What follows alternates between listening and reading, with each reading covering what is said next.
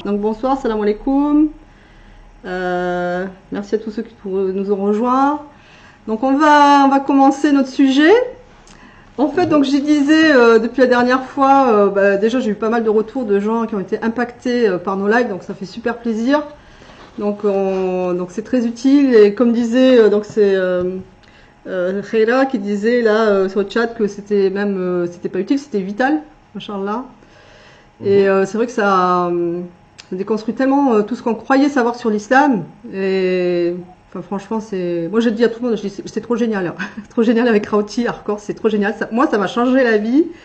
Et je suis pas la seule, hein. J'ai encore eu quelqu'un aujourd'hui qui m'a envoyé un message qui avait pris le pack Hardcore et qui m'a dit la même chose. Elle m'a dit ça lui a changé la vie. Donc merci beaucoup, Barakallahu fik, Rauti, vraiment super tout ce que tu fais, machallah. Et du coup, voilà. Que la grâce nous submerge, alhamdulillah. Amin, amin. Et du coup, j'ai eu des retours. J'ai eu aussi quelques questions. J'ai eu quelques questions parce que notamment, je balance aussi les vidéos après sur YouTube. Donc j'ai aussi des questions sur YouTube. Et alors notamment, j'avais passé une vidéo sur l'impact du Coran. Sur l'impact du Coran, et tu disais que celui qui ne ressent pas de la joie à la lecture de son Coran, c'est que probablement il n'a pas compris ce qu'il a lu.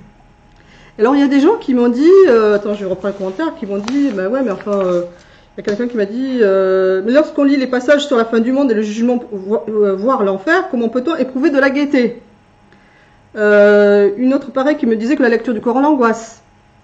Et ça, en fait, je me suis rendu compte en réécoutant les audios, enfin les replays, que en fait, on n'était pas allé, t'avais pas explicité sur quoi tu te basais pour avancer cela. Et donc ça serait bien que tu l'explicites déjà. Et ensuite, on continuera parce qu'on avait fini sur le radab la dernière fois, donc ce qui est traduit par la colère. Et toi, tu nous avais expliqué que c'était tout autre chose. Et du coup j'aimerais bien qu'on continue là-dessus parce qu'il y en a qui m'ont dit ouais mais alors si c'est pas ça, parce que donc du coup tu disais que Allah ne se mettait pas en colère, donc il y en a qui disaient oui mais bon si c'est pas ça, ça veut dire que en fait ça n'a pas de sens quoi, que on peut faire ce qu'on veut s'il n'y a pas de conséquences, enfin bref, s'il se met pas en colère et donc ça serait bien qu'on revienne là-dessus, qu'on l'explicite encore plus. Voilà, donc c'est deux sujets que je voulais lancer aujourd'hui. Si ça te convient. Eh ben c'est parfait, c'est pas mal déjà. Bon. On va t'arrêter sur la première question. Bismillahirrahmanirrahim, wa sallallahu ala sayyidina Muhammad wa ala alihi wa sahbihi ajma'in. Alors oui, la question de la joie, et puis finalement comment on peut comprendre le fait que le Coran est censé susciter de la joie, et qu'à côté, quand on lit le Coran, il y a des versets qui parlent de l'enfer, qui parlent de choses qui ne sont pas forcément très joyeuses de prime abord et en apparence. Alors la joie, ça vient d'où? On avait déjà mentionné un verset du Coran, et d'ailleurs il y en a plusieurs, hein, un verset du Coran qui est très explicite par rapport à ça. Et que Allah subhanahu wa ta'ala, quand il parle de Tanzil al-Qur'an, c'est-à-dire l'accessibilité du Coran et sa fixation dans ce monde, c'est-à-dire que les humains peuvent accéder au verbe divin, au message divin influent. Allah il nous dit que ça se fait bi lisan arabi mubin. Donc dans un langage, lisan c'est ça que ça veut dire au-delà de la langue, c'est un langage, c'est-à-dire un ensemble de codes qui permettent effectivement à une personne, à un être, de transmettre le message qu'il veut transmettre. Et ce langage, il est qualifié par deux qualificatifs. C'est dans la sourate 26 d'ailleurs, alors il faudrait qu'on retrouve les versets qu'on avait déjà mentionnés. Mais il nous dit que la spécificité du langage coranique, finalement, il est arabi. Et arabi, ça ne veut pas dire arabe en fait, parce que arabe, le mot arabe, c'est une translittération du mot arabi. Mais le mot arabi, en langue arabe, il a bien un sens. Et c'est là qu'on avait abordé, ou alors peut-être qu'on avait été effectivement trop rapidement, on avait trop rapidement passé dessus. Et en fait, dans la notion de arabe, il y a 4 dimensions. Il y a la dimension de clarté, il y a la dimension de profondeur, il y a la dimension de dynamisme, et puis il y a la 4e notion de gaieté. Donc les arabes du mot coranique, lorsqu'ils parlent de quelque chose de profond, ils peuvent utiliser le terme, la racine araba. Par exemple, ils vont dire bi'run abir, ou arib plutôt. Bi'run arib, ça veut dire un puits qui est très profond. Quelque chose de clair, pour parler de quelque chose de clair et d'évident et de manifeste, ils vont utiliser aussi la racine arab. Et d'ailleurs, c'est ce qui caractérise leur langage, hein, attention. Lorsqu'ils parlent de dynamisme, de quelque chose qui est dynamique, qui n'est pas statique, ils vont utiliser la racine arabe. D'ailleurs, c'est bien pour ça que les Égyptiens, dans le langage populaire égyptien, la voiture, ils disent arabiya. Arabiya. Donc ils utilisent bien la racine araba, et de ce point de vue-là, c'est un terme populaire dans on va dire le dialecte égyptien qui correspond complètement au sens, en tout cas à un des sens du mot arabe au moment coranique. Et puis la quatrième dimension, c'est la notion de joie. Donc la joie, c'est quelque chose qui va procurer, qui va contenter, je dirais, l'état d'âme de la personne. C'est-à-dire que la joie, c'est une émotion de contentement, de satisfaction.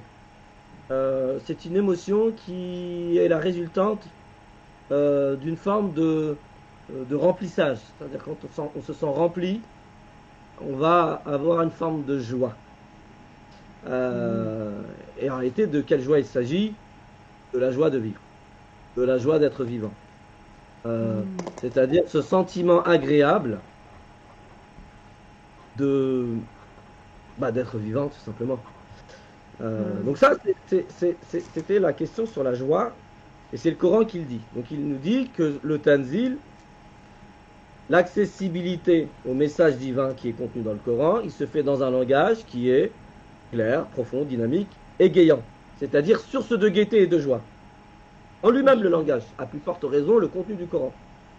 Et puis Moubin, c'est qu'il va révéler un certain nombre de réalités, de principes, de règles, qui, pour un certain nombre, sont complètement contre-intuitives. Notamment, par exemple, en quoi c'est positif l'enfer?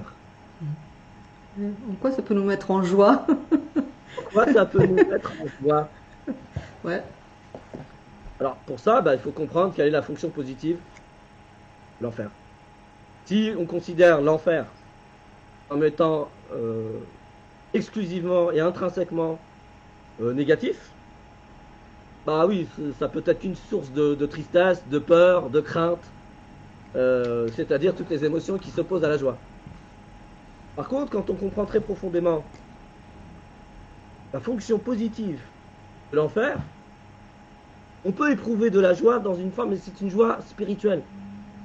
De dire que Allah, il est tellement bon avec nous, qu'il va nous donner une deuxième chance. Et c'est ça le sens très profond, ontologique de l'enfer, dans l'au-delà. Une deuxième chance de pouvoir entrer au paradis. Et quand on comprend ça, ça suscite de la joie. C'est une joie spirituelle. C'est une joie qui peut nous mettre en larmes. Allah nous aime tellement qu'il ne nous donne pas seulement une seule chance dans cette vie, mais qu'il y a une deuxième chance dans l'autre. Et ça, c'est... Alors là, je vais un petit peu vite, parce que c'était pas forcément le sujet. On pourrait développer... qu'est-ce qui caractérise l'enfer dans le Coran? Par quoi est caractérisé l'enfer dans le Coran? Et quelles sont toutes les fonctions positives de l'enfer? Mentionnées dans le Coran, bien évidemment. Bien sûr. Et quand on comprend ça, c'est quand on comprend la fonction positive d'une chose que ça nous met en joie. Mais quand on ne la comprend pas, parce que c'est contre-intuitif, c'est pas apparent de prime abord, oui, effectivement, les passages de l'enfer et autres peuvent nous susciter de la tristesse, ou en tous les cas une émotion qui s'oppose à la joie. D'accord. Ça vient de là. Donc ça nécessite déjà de bien intégrer le langage qu'Allah il utilise dans le Coran. C'est un langage qui a la capacité d'égayer, c'est-à-dire de procurer de la joie. D'accord. Et pourquoi? Parce qu'en réalité, lorsqu'on creuse, alors paradis c'est évident, si on lit les passages sur le paradis, c'est évident, on voit la fonction positive du paradis. Donc tout l'enjeu spirituel en réalité, et la maturité spirituelle consiste à voir ce qui est au-delà de ce qui nous apparaît. Je vais vous donner un exemple, et je pense que tout le monde le connaît, ou en tous les cas les personnes qui ont posé la question le connaissent.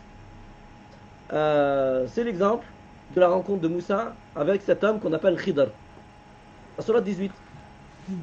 Ça n'arrive pas à voir qu'est-ce qu'il y a de positif dans le fait de s'aborder le bateau des pêcheurs, qui sont des pauvres gens, des petites gens qui essayent de survivre? Moussa n'arrive pas à voir la fonction positive d'anéantir un enfant, de tuer un enfant, de faire disparaître un enfant. Il n'arrive pas à voir. Il voit ce qui lui apparaît. Et la fonction de l'Khidr, c'est-à-dire cet être initiatique, ce maître spirituel, qui a pour fonction d'initier entre autres les prophètes, était là pour lui apprendre à voir au-delà de ce qui est apparent, au-delà de ce qui est directement perceptible. Et c'est quand on arrive à voir ce qui est au-delà de ce qui apparaît de prime abord, au-delà de ce que nos sens peuvent nous donner, finalement c'est cultiver un septième sens, même plus un sixième, c'est un septième. Et je persiste et je cite, parce qu'en fait c'est lié à la symbolique du 7 dans le Coran, ça pourrait être l'objet d'un live. Quand on cultive le septième sens, on arrive à voir en quoi dans toute chose il y a une fonction positive. C'est ça qui nous met en joie. Ouais, ok. C'est une joie spirituelle, attention, c'est pas une joie sentimentale. Là on a un niveau spirituel. Et ça nécessite une forme de maturité spirituelle. Et en réalité, les épreuves, on va dire les épreuves de milieu de parcours, ce sont des épreuves sur la vision. Et en réalité, on réussit totalement l'épreuve lorsqu'on est en capacité, lorsqu'on a développé ce septième sens qui nous fait voir dans toute chose une fonction positive. Qui nous fait voir dans toute chose la rahma divine qui probablement la subtilité de la mise en œuvre de la rahma divine. Oui. Voilà ce qu'il faut dire assez rapidement. Après, oui. Il faudra qu'on rentre dans les détails. Et dans tous les détails, quelle est la fonction positive de l'enfer? Quelle est la fonction positive de Satan? Tout à fait. Quelle est la fonction positive quelle est la fonction positive de tout ce qui nous apparaît de prime abord comme étant négatif? Tout à fait. Et qui préfère angoisser du coup. Eh bien oui. Voilà. Oui, il nous met dans un état d'âme qui est complètement opposé et contraire à la joie. Tout à fait. Donc quand tu dis, parce que tu avais dit, celui qui ne ressent pas de la joie n'a probablement pas compris sa lecture. En fait, il n'y a pas qu'une question de compréhension, c'est aussi une question de ressenti, en fait, finalement. Parce qu'en fait, il faut que le Coran il t'impacte, mais de telle manière à ce que tu ressentes de la joie, finalement. Oui, c'est ça. C'est ça. Mais le ressenti, ça passe par la compréhension. Hein. C'est-à-dire, nous sommes des êtres tridimensionnels. Et la dimension émotionnelle, qui est la deuxième dimension de l'humain, elle est suscitée par les représentations que l'on s'en fait des choses. Je ne sais pas, tout le monde a dû voir ça, une forme d'image où c'est un chat, et puis son ombre, c'est un lion. Oui. Ouais. Bah, quand on voit un chat, c'est-à-dire quand on a l'image dans la tête cognitive, en face de nous, nous avons un chat, ça ne va pas créer de la crainte, émotionnellement parlant. Ouais. Par contre, si on voit, pour nous, ce qui est en face de nous, là, c'est un lion, et là, on va commencer à, comme dirait les hommes, à avoir peur. Ouais. Donc, on voit bien que le ressenti ou la dimension émotionnelle est la résultante de la dimension, on va dire, intellectuelle ou imaginale de l'homme.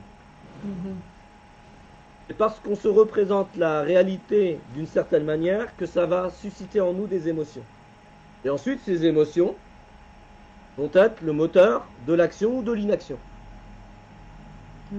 Et du coup, face à la peur, on peut soit fuir, soit être paralysé.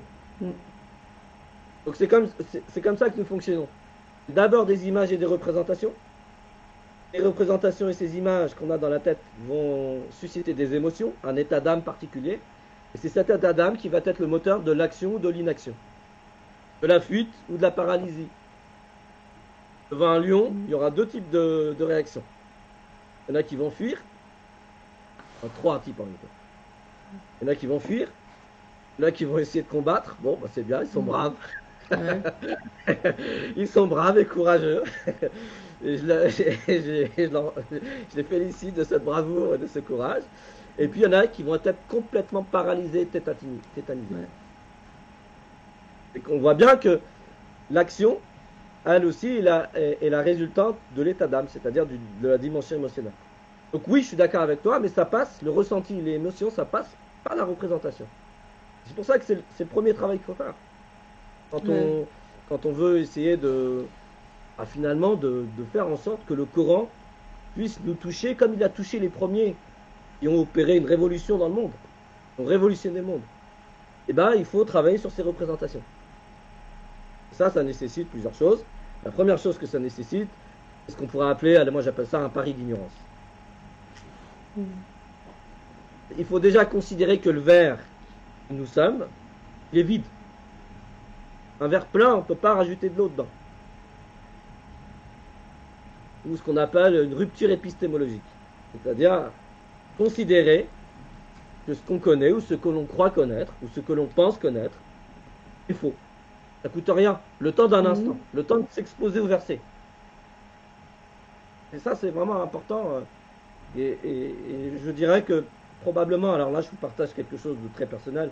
Pour moi, ça fait partie des grâces du divin à notre égard. C'est-à-dire être en capacité de faire cette rupture épistémologique ou bien ce pari d'ignorance. Ça, c'est très lié à la notion d'humilité. Pour ça, dans la tradition prophétique, il y en a deux qui ne peuvent pas apprendre. Il y a celui qui se voit tellement important, c'est-à-dire qu'il pense connaître, et puis celui qui n'ose pas poser des questions. Allez, les deux extrêmes. Donc en fait, il faut accepter de... comment dire... oui, faire comme si, accepter, oui, qu'on ne sait rien finalement. C'est ça, ouais. Mais en même temps, avoir assez de témérité pour aller plus loin et pour chercher en fait. Ouais. Voilà. Ah oui. Ouais, ok. Alors du coup, on va pouvoir enchaîner donc du coup sur la deuxième question parce que si l'enfer, etc., c'est une deuxième chance, etc. Donc ça revient aussi au radab. Parce que le radab, alors qu'on a dit, c'est traduit par la colère.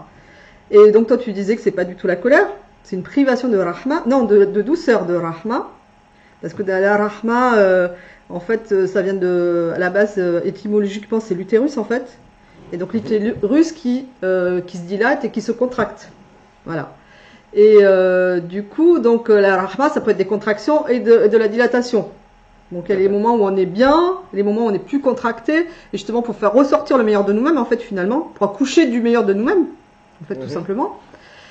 Ouais. Et du coup donc le radab c'est quand on déclenche la loi en fait du radab, parce que c'est une loi en fait qui est déjà établie, et donc on la déclenche nous-mêmes en fait, tout ce qui est négatif on le déclenche nous-mêmes. Et du coup, donc, il y a quelqu'un qui me disait, oui, donc, s'il se met pas en colère, donc on peut faire n'importe quoi. En fait, ça n'a pas de sens parce qu'on peut faire n'importe quoi.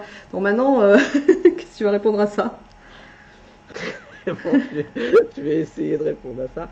Alors, bon, d'après moi, il n'y a aucun espèce de rapport entre le fait de dire que... Alors attention, je vais quand même repréciser ce que j'ai dit. Hein. C'est-à-dire que le radab, au niveau du divin, ne peut en aucun cas être traduit par de la colère. Au niveau de l'humain, ça peut se traduire par de la colère. D'accord. Pourquoi? Parce que l'humain est un être d'émotion. Ça fait partie de ses dimensions. On ne va pas parler d'émotion divine. Pourquoi? Ça voudrait dire que le divin peut changer. C'est ça une émotion. Ouais, peut fluctuer d'émotion. Change. Et en réalité, c'est un état d'âme. C'est l'état de l'âme qui va changer en fonction de quoi? De son interaction avec l'environnement. Donc c'est pour ça qu'on dit que le divin ne peut pas avoir d'émotion, parce que ça voudrait dire qu'il réagit, lui. Et son état est dépendant de ce qui se passe dans sa création. Ça, c'est ce qui vient briser ce qu'on avait appelé la figure de perfection. Ouais. Donc, alors tout ça, c'est pour rappeler un petit peu ce qu'on avait dit. Donc, le critère vraiment ultime pour vous, c'est ce critère de perfection. Donc, tout ce qui va venir s'opposer, qui va venir rompre le critère de perfection, vous savez que probablement il faut essayer de creuser parce que ça doit être plus profond que ce que je pense que c'est initialement parlant. Si vous lisez par exemple Radiballahu alayhim et que c'est traduit par Allah se met en colère contre eux, la colère c'est quand même une émotion qui brise la figure de perfection. Pour deux choses. D'être parfait, ton état ne peut pas dépendre d'autrui. Ça, c'est le premier élément. quand il y a une dépendance vis-à-vis de quelqu'un d'autre, ça brise la figure de perfection. C'est pour ça que nous ne sommes pas parfaits, nous les êtres humains. Parce que nos états d'âme, bah oui, ils sont beaucoup dépendants de l'environnement, on se lève le matin, on est super heureux, on ouvre la boîte aux lettres, ça y est, la fin du monde. Ouais. Ensuite, on rencontre quelqu'un de lumineux, bah, c'est bon, on revient, on redevient joyeux. Il y a quelqu'un qui nous regarde un petit peu bizarrement, on interprète son regard comme étant, je sais pas, du racisme, du rejet, etc., etc. Et donc, du coup, on est tout le temps en train de changer d'état d'âme en état d'âme. C'est ça les humains. Et c'est pour ça que, d'une certaine manière, nous ne sommes pas parfaits. Parce que notre état, il est dépendant d'un environnement, il est dépendant de quelque chose qui n'est pas nous. Il est dépendant d'autrui. Ça ne peut pas être vrai pour le divin, parce que sinon ça voudrait dire que le divin n'est pas parfait. Il faut qu'il y ait une indépendance de la figure divine pour que la figure de perfection soit vraie. Donc, n'oubliez pas ce critère, vraiment, c'est un critère imparable, la figure de perfection. Donc du coup, après on a dit, selon la méthode Hardcore, justement, et en réalité c'est la méthode des anciens, en réalité, hein, c'est la méthode des premiers, on va dire. Après, pas comme ça, parce que la langue arabe, c'était leur langue maternelle. Donc, du coup, la méthode Hardcore, qu'est-ce qu'elle nous dit? Quand on est face à un concept, à un principe, à une règle, là, la notion du radab, que tout le monde traduit par la colère d'ailleurs, et ben, il y a des étapes, en fait, pour essayer de comprendre le sens profond que ça veut dire. La première étape, c'est de s'arrêter au sens, moi j'appelle le sens du moment coranique, mais un sens de premier niveau, c'est-à-dire le sens, la racine radaba a, dans ce que moi j'appelle le monde des symboles. Le monde des symboles, c'est les objets qui sont accessibles à nos sens et à notre entendement, facilement. Quand on visite le sens dans le monde des symboles de la racine radab, on a quoi? On a une pierre rude, il y a la dureté, il y a la rugosité. D'ailleurs, les Arabes du moment coranique aussi l'utilisent par exemple pour la vérule. Qu'est-ce que c'est que la vérule? C'est quoi? C'est une maladie de peau, c'est ça, non? La vérule? Exactement. Mais du coup, c'est une maladie de peau, notamment du visage, mais pas que. Mais elle laisse des traces, des creux dans la peau. Donc, du coup, la peau ne peut plus être douce. Il y a vraiment, si vous voulez, dans les sens du moment coranique qui sont des sens liés au monde des symboles, la notion de rugosité, de dureté, de rugosité, de tout ce qui s'oppose à la douceur, à l'agréabilité, à la tendresse. Hein? Allez, on va retenir ça. Tout ce qui s'oppose à la douceur, à la tendresse, à l'agréabilité. Donc ça, c'est le sens dans le monde des symboles. Donc ça, c'était la première étape. Ouais. C'est après qu'on peut monter. Après, on voit, ah oui, l'être humain est un être tridimensionnel, notamment une dimension émotionnelle. Maintenant, on va essayer de monter. C'est quoi le sens du mot radab au niveau émotionnel de l'humain? Là, on pourra dire c'est de la colère. Parce que dans la colère, si vous voulez, il y a une forme de... Comment on pourrait dire ça? Quelque chose d'acariâtre. Quelque chose d'acariâtre, c'est quelque chose qui, encore une fois, ouais, c'est un caractère de dureté, toujours de confrontation. Contre, tout le temps contre, dur. Il n'y a rien qui peut rentrer. Il est fermé. Quelqu'un d'acariâtre, entre autres, hein, c'est pas que ça, mais c'est quelqu'un qui est fermé. On a beau lui dire des choses, il est figé sur ses idées et ses pensées. Il est dur en caractère. C'est-à-dire qu'il n'a pas cette capacité de passer outre, on va dire, allez, les erreurs des autres, ou un comportement qui ne correspond pas à ce qu'il attendait de l'autre. C'est au niveau émotionnel. Donc on est dans les caractères, un petit peu dans les états d'âme. Et ça, c'est pour les humains. Allah, il est le Fattah. Quand Allah il se présente comme Fattah, c'est celui qui ouvre en permanence. Il n'est pas fermé. Heureusement qu'Allah il n'est pas fermé, parce que sinon, il ne prendrait pas en considération tous les paramètres qui entourent notre agir. Donc Allah il est ouvert justement à notre singularité. Et c'est ça qui, d'une certaine manière, qui lui permet d'être pardonneur, parce que prenant en considération tous les paramètres qui ont entouré mon action, effectivement, qui n'est pas conforme, et un peu de la carabistouille, il peut peu comprenant très profondément ce qui m'a amené à faire acte de pardon. Les humains, c'est pas tout le monde. C'est-à-dire que cette capacité de pardonner en toutes circonstances, un travail. Voilà, comme dirait l'autre, les humains, ils sont sans pitié. Quand on nous fait quelque chose, quand on nous fait un acte d'injustice, souvent, alors, plus quand on est jeune, quand on grandit, quand on a plus d'expérience, je dirais, de vie, on s'agit d'une certaine manière. Mais au départ, on nous fait, je sais pas moi, on nous prend juste un truc. Nous, on a envie que Allah lui brûle sa maison. On n'est pas dans cette capacité. Donc, déjà, notre réaction, elle est complètement disproportionnée par rapport à l'acte qui est visé. Et on n'est pas vraiment en capacité de pouvoir pardonner parce qu'on n'arrive pas à comprendre. C'est-à-dire, on n'est pas ouvert sur l'autre. On n'arrive pas à essayer de comprendre qu'est-ce qui a fait que l'autre a agi vis-à-vis de moi de cette manière-là. Tout le travail, c'est pour ça que les enfants ils se mettent en colère. Des fois, des colères, je sais pas si on peut ça se dit, mais des colères noires. Parce qu'ils sont dans l'incapacité, ils n'arrivent pas à comprendre qu'est-ce qui a poussé l'autre à poser un acte qui lui le met dans un inconfort, dans une gêne, et qu'il considère comme une injustice. Donc ça, c'est le radab. Et vous voyez que d'un point de vue, on va dire, quand on monte au-delà du monde des symboles, au niveau émotionnel, par exemple, pour les humains, vous voyez bien que c'est pas quelque chose ça qu'on peut attribuer à Allah. Ce côté acariâtre, ce côté rudesse, ce côté colérique. La colère, on le sait, la colère est un voile. Pas pour rien que quand un compagnon est venu voir le prophète, sallallahu alayhi wa sallam, à 3 reprises, il lui a dit la tardab. Il a dit donne-moi un conseil en islam. La tardab, ne te mets pas en colère. Il a dit ça c'est bon, un autre conseil. Vous pensez qu'il allait lui dire, je sais pas, m'a fait beaucoup de salat, fait beaucoup de zakat, beaucoup d'actes cultuels, etc.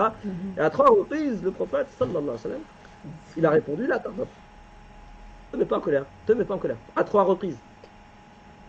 Donc on est d'accord que se mettre en colère, c'est pas quelque chose qui est appréciable, c'est pas quelque chose qui est agréé.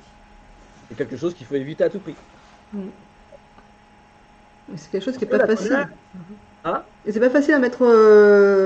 Parce que justement, s'il le répète 3 fois, c'est que c'est difficile en fait de ne pas se mettre en colère. Bien sûr. Donc c'est compliqué. Et la colère, d'une certaine manière, c'est une non-acceptation de ce qui est. C'est une non-acceptation de ce qui est.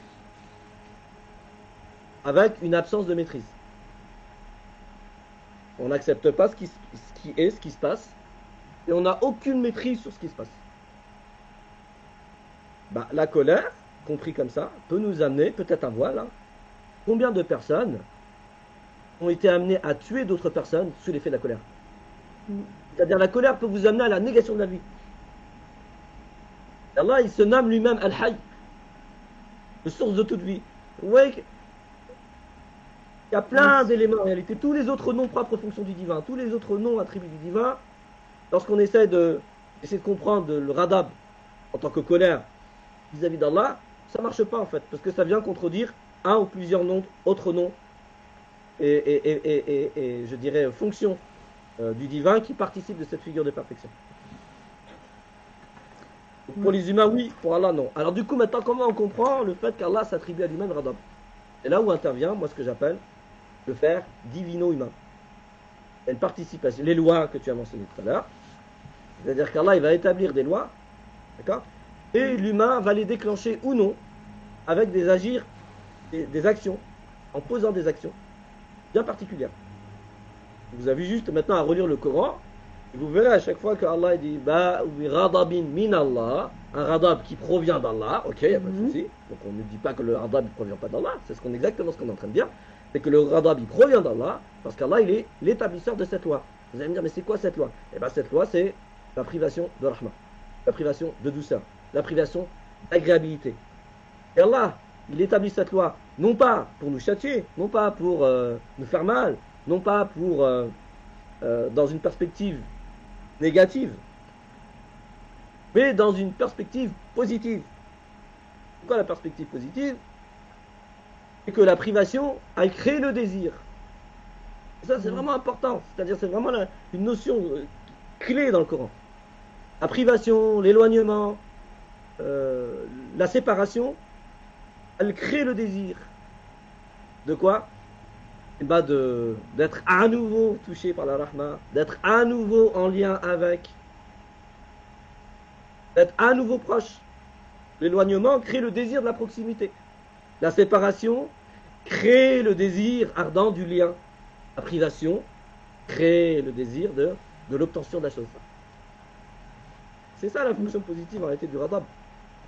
Qu'Allah va établir la loi. Attention, c'est les humains qui vont déclencher. Hein. La loi, tant qu'elle n'est pas déclenchée par les humains, elle ne s'applique pas. Un déclencheur, ça veut bien dire ce que ça veut dire. C'est comme une forme de condition sine qua non. Sinon, non. Il n'y a pas de déclencheur, il n'y a pas de loi. Mais donc, parmi les déclencheurs, Allah il nous dit dans le Coran, il y a des personnes qui ont tué les envoyés de Dieu. Donc ça, c'est un facteur déclencheur. Ça, c'est un déclencheur. Ouais. Mentionné dans le Coran. Ouais. Comment on peut justifier le fait de tuer déjà un être humain? À plus forte raison, quelqu'un qui est un missionnaire de Dieu. Apporter la bonne parole. Quelqu'un qui ne demande rien. Il a pour fonction de transmettre une parole d'amour du divin à notre égard. Est-ce qu'il pourrait justifier le fait de le tuer? Un autre déclencheur qui mentionne dans le Coran, c'est la notion de kufr. Alors là aussi, pareil, on va lancer un pavé dans la main. Hein. Ouais, parce qu'il faut expliciter. Absolument rien à voir avec la mécréance. Arrêtez de dire ça, vous faites dire aux mots ce qu'ils ne veulent pas dire. Et le kufr, c'est pas de la mécréance. On pourra y revenir juste sur un live. Ouais, ça c'est clair. Hein. À travers. Ah oui. Déjà pour ce soir, c'est déjà d'arrêter de penser que son voisin de palier qui n'est pas tamponné, estampillé musulman, c'est un kafir ou c'est un koufar. Ouais. Il y a beaucoup de musulmans qui aiment bien utiliser les pluriels en plus. Non, mais ça, ouais. Déjà, arrêtez de penser ça. Donc faire une rupture épistémologique, faire un pari d'ignorance. Ah tiens, c'est pas de la mécréance alors. Ah oui, d'accord. Donc c'est quoi? Eh ben on fera un live spécial là-dessus. Ça c'est clair et net. Un des autres déclencheurs par exemple du radab, c'est ce qu'on peut appeler l'imposture. L'imposture, c'est un déclencheur. Donc celui qui n'est pas là. Il va s'imposer dans un rôle dans lequel nous ne sommes pas légitimes, parce que nous ne sommes pas taillés par le décret divin pour ça. C'est pas notre fonction sur Terre. Dieu sait qu'aujourd'hui, on est dans une période où l'imposture, c'est... On dirait l'autre, c'est attire l'arigot. Mais sinon, quand tu parles là, donc des lois, donc les lois divines qu'on déclenche, est-ce que ça a à voir avec le fameux Mektoub? Ah bah ça, faudrait qu'on fasse un live entier. Là, ça aussi, ouais, ça c'est clair. Bah, t'imagines bien, on a fait des séminaires entiers juste sur certains principes. Par exemple, on a fait un séminaire entier justement... sur le destin. Ah oui, sur ce qu'on appelle... Qui est dans le Pacarcor, qui est trop génial. Ah ouais, c'est ça dit en passant. Hein. Oui, voilà. Donc on a essayé de voir, qu'est-ce que le Coran dit sur cette question-là, au-delà de ce qu'on peut penser, ou ce qu'on a entendu, donc du coup, oui, c'est clairement lié au Maktoub. Mais pas dans le sens que les gens comprennent, habituellement. Voilà. Donc ça nécessite, on fera un live si tu veux. Ouais. C'est bien, comme ça nous fera plein de sujets. Ah oui, bah là, on a des tonnes. Mais par contre... pour dire que voilà, la loi divino-humaine du radab, c'est effectivement une loi de privation, on a dit, de douceur, de tendresse, de rahma, d'amour inconditionnel, qui a vocation de susciter le désir de restaurer la rahma, de restaurer la douceur, de restaurer la tendresse, de restaurer le lien et de restaurer la proximité. D'accord.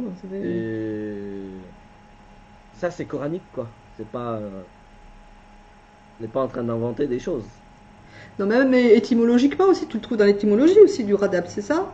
Ce que tu viens d'expliquer. Hein. Donc quand j'ai parlé de la vérole et tout ça, on est clairement dans cette... en fait, quand j'ai parlé de la rugosité, de la dureté, oui, voilà. Oui. la vérole, du caractère un petit peu acariâtre de quelqu'un. Ouais, c'est dans l'étymologie, ouais. C'est dans l'étymologie. Du coup, alors, qu'est-ce qui nous fait dire que c'est une privation de quelque chose de cet ordre-là? Privation de rahma, d'amour inconditionnel, privation de tendresse et de douceur, c'est parce que là j'ai utilisé ce que moi j'appelle le jeu des oppositions et des correspondances dans le Coran. C'est-à-dire que dans le Coran, le terme radab, il est mis en relation avec d'autres termes. Donc, il est mis en relation avec le terme, par exemple, azab, tiens, qu'on va pouvoir développer, on va le développer tout de suite là.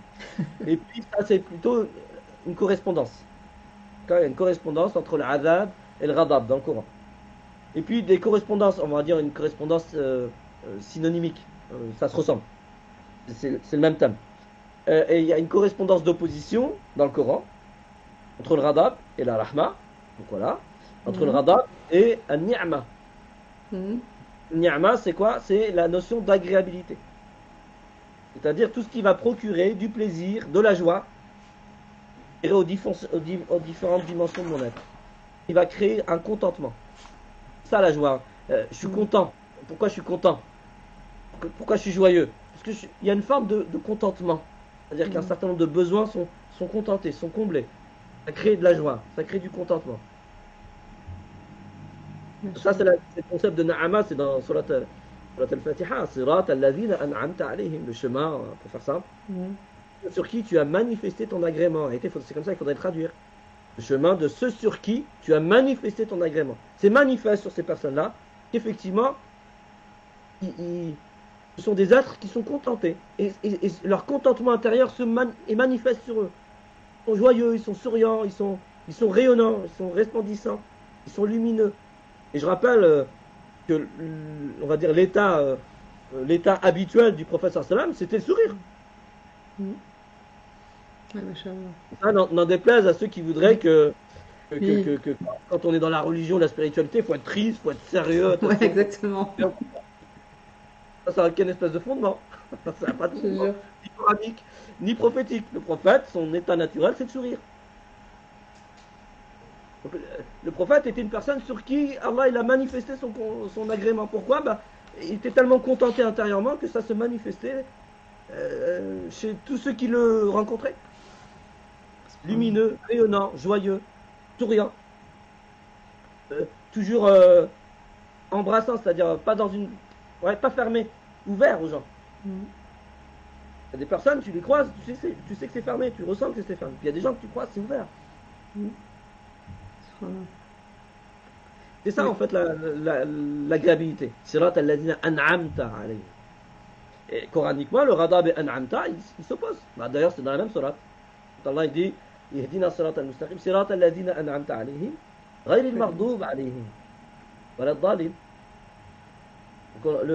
La suite du Mardoubi, c'est radab? Ah bah oui, d'accord. Ah oui, Mardoub alayhim, ça vient de radab. Et ça s'oppose bien à quoi? An'amta, na'ama. Donc le radab qui s'oppose à l'agréabilité. D'accord. Ah, c'est dans Surat al-Fatiha, on a dit Surat al-Fatiha, elle synthétise l'entièreté du Coran. Vous comprenez Surat al-Fatiha en profondeur, vous avez compris en puissance tout le Coran. Dans ce dernier verset, il y a une opposition entre na'ama et radaba, l'agréabilité et le radab. Et après, dans le jeu des oppositions, le mot radab, il s'oppose à ar-Rahman ar-Rahim, du début de la sourate.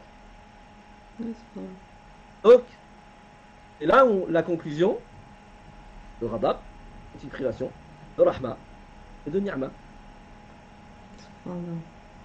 Mais il y a quand même d'autres termes qu'on utilise aussi pour parler de crainte. Mais alors ça, c'est des problèmes de traduction aussi.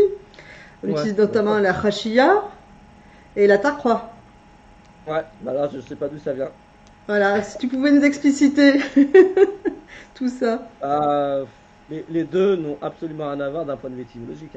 Oui, c'est pas vrai. Avec la colère, tu veux dire? Enfin, avec la crainte. Ouais. Ouais.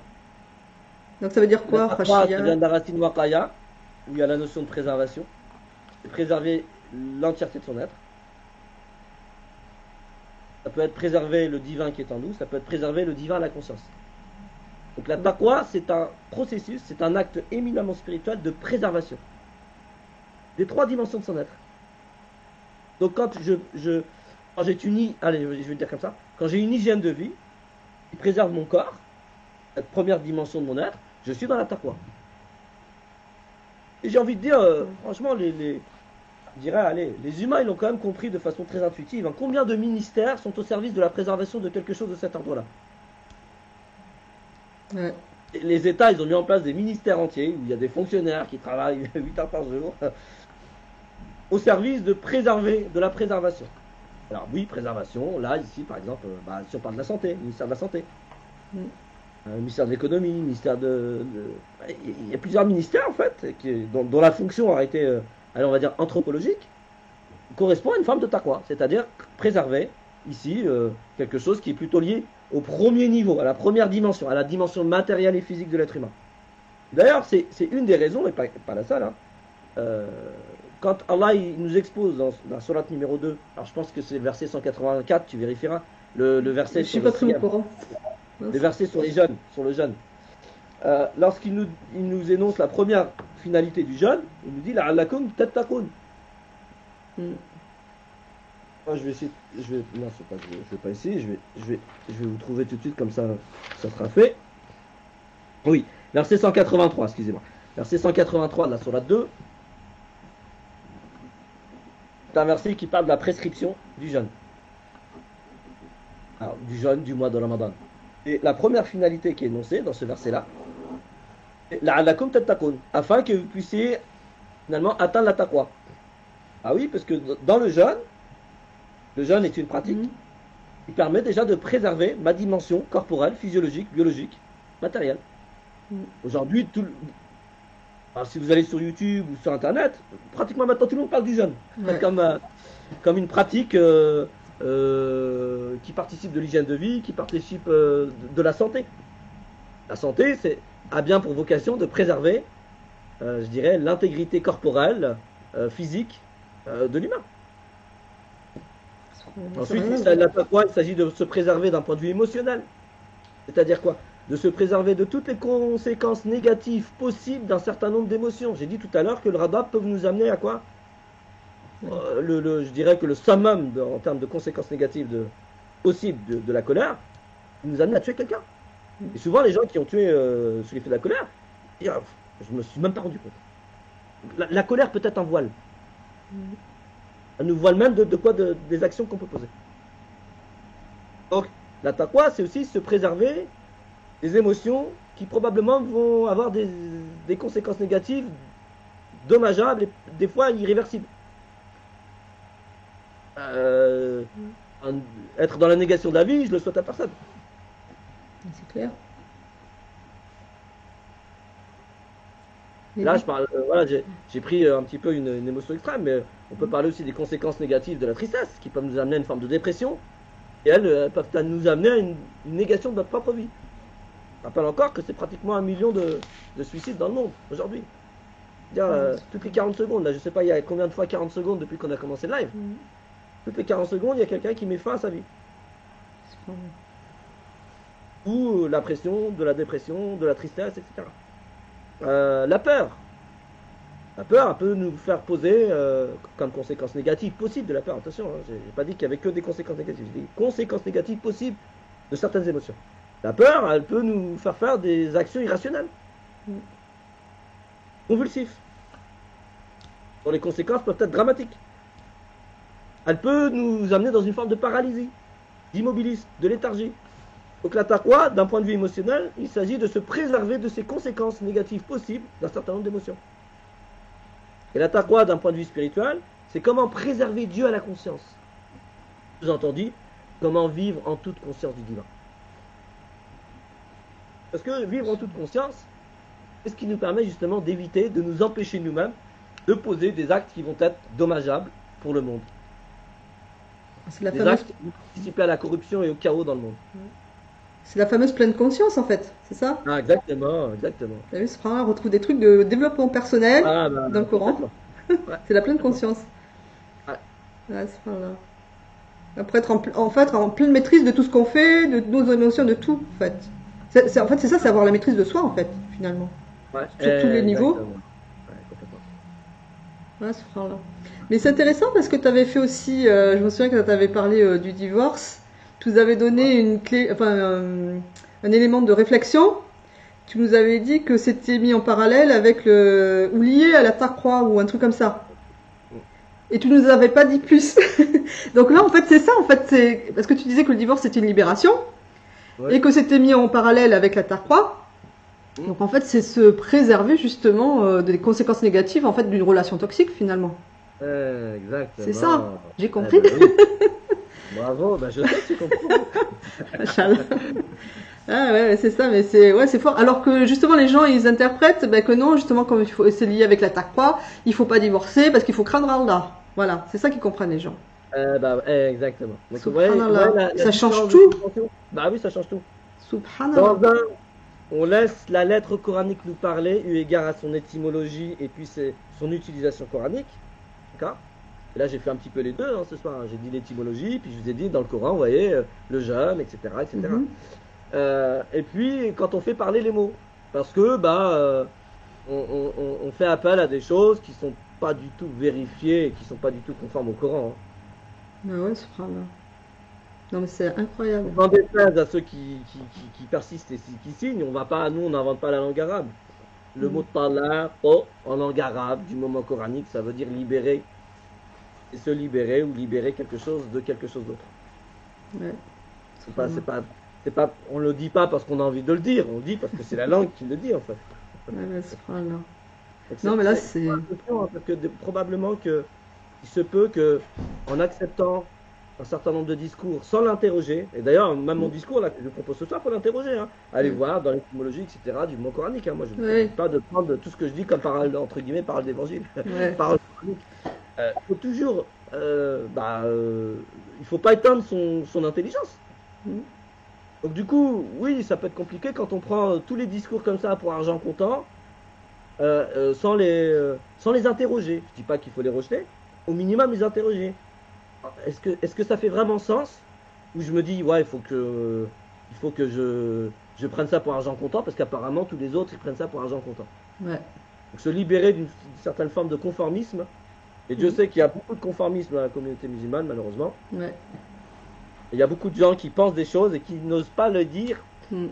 parce que le discours ambiant, le discours le plus répandu, est à l'opposé de ce qu'ils pensent. Et c'est souvent le cas, hein, en fait, quand ils découvrent un peu l'arabe coranique. Ouais. Ils se disent, ah, ça y est, c'est bon. C'est ce que j'ai toujours pensé, mais j'ai jamais osé le dire. Exactement. Exactement. Subhanallah. Ouais, parce que tu as l'impression de blasphémer en fait. Quand tu Oui. remets en Mais question. du coup, alors je vais vous dire, je vais vous dire quelque chose. Alors, je vais partager un verset du Coran, moi, qui m'a donné des frissons la première fois que je l'ai entendu. Je me suis dit, ce verset-là, en fait, il faudrait qu'on puisse le partager au plus grand nombre des musulmans, parce qu'il est très éloquent quant à son contenu. Alors, j'espère que je vais le trouver rapidement quand même. Sinon, il faudrait que je fasse la recherche avec.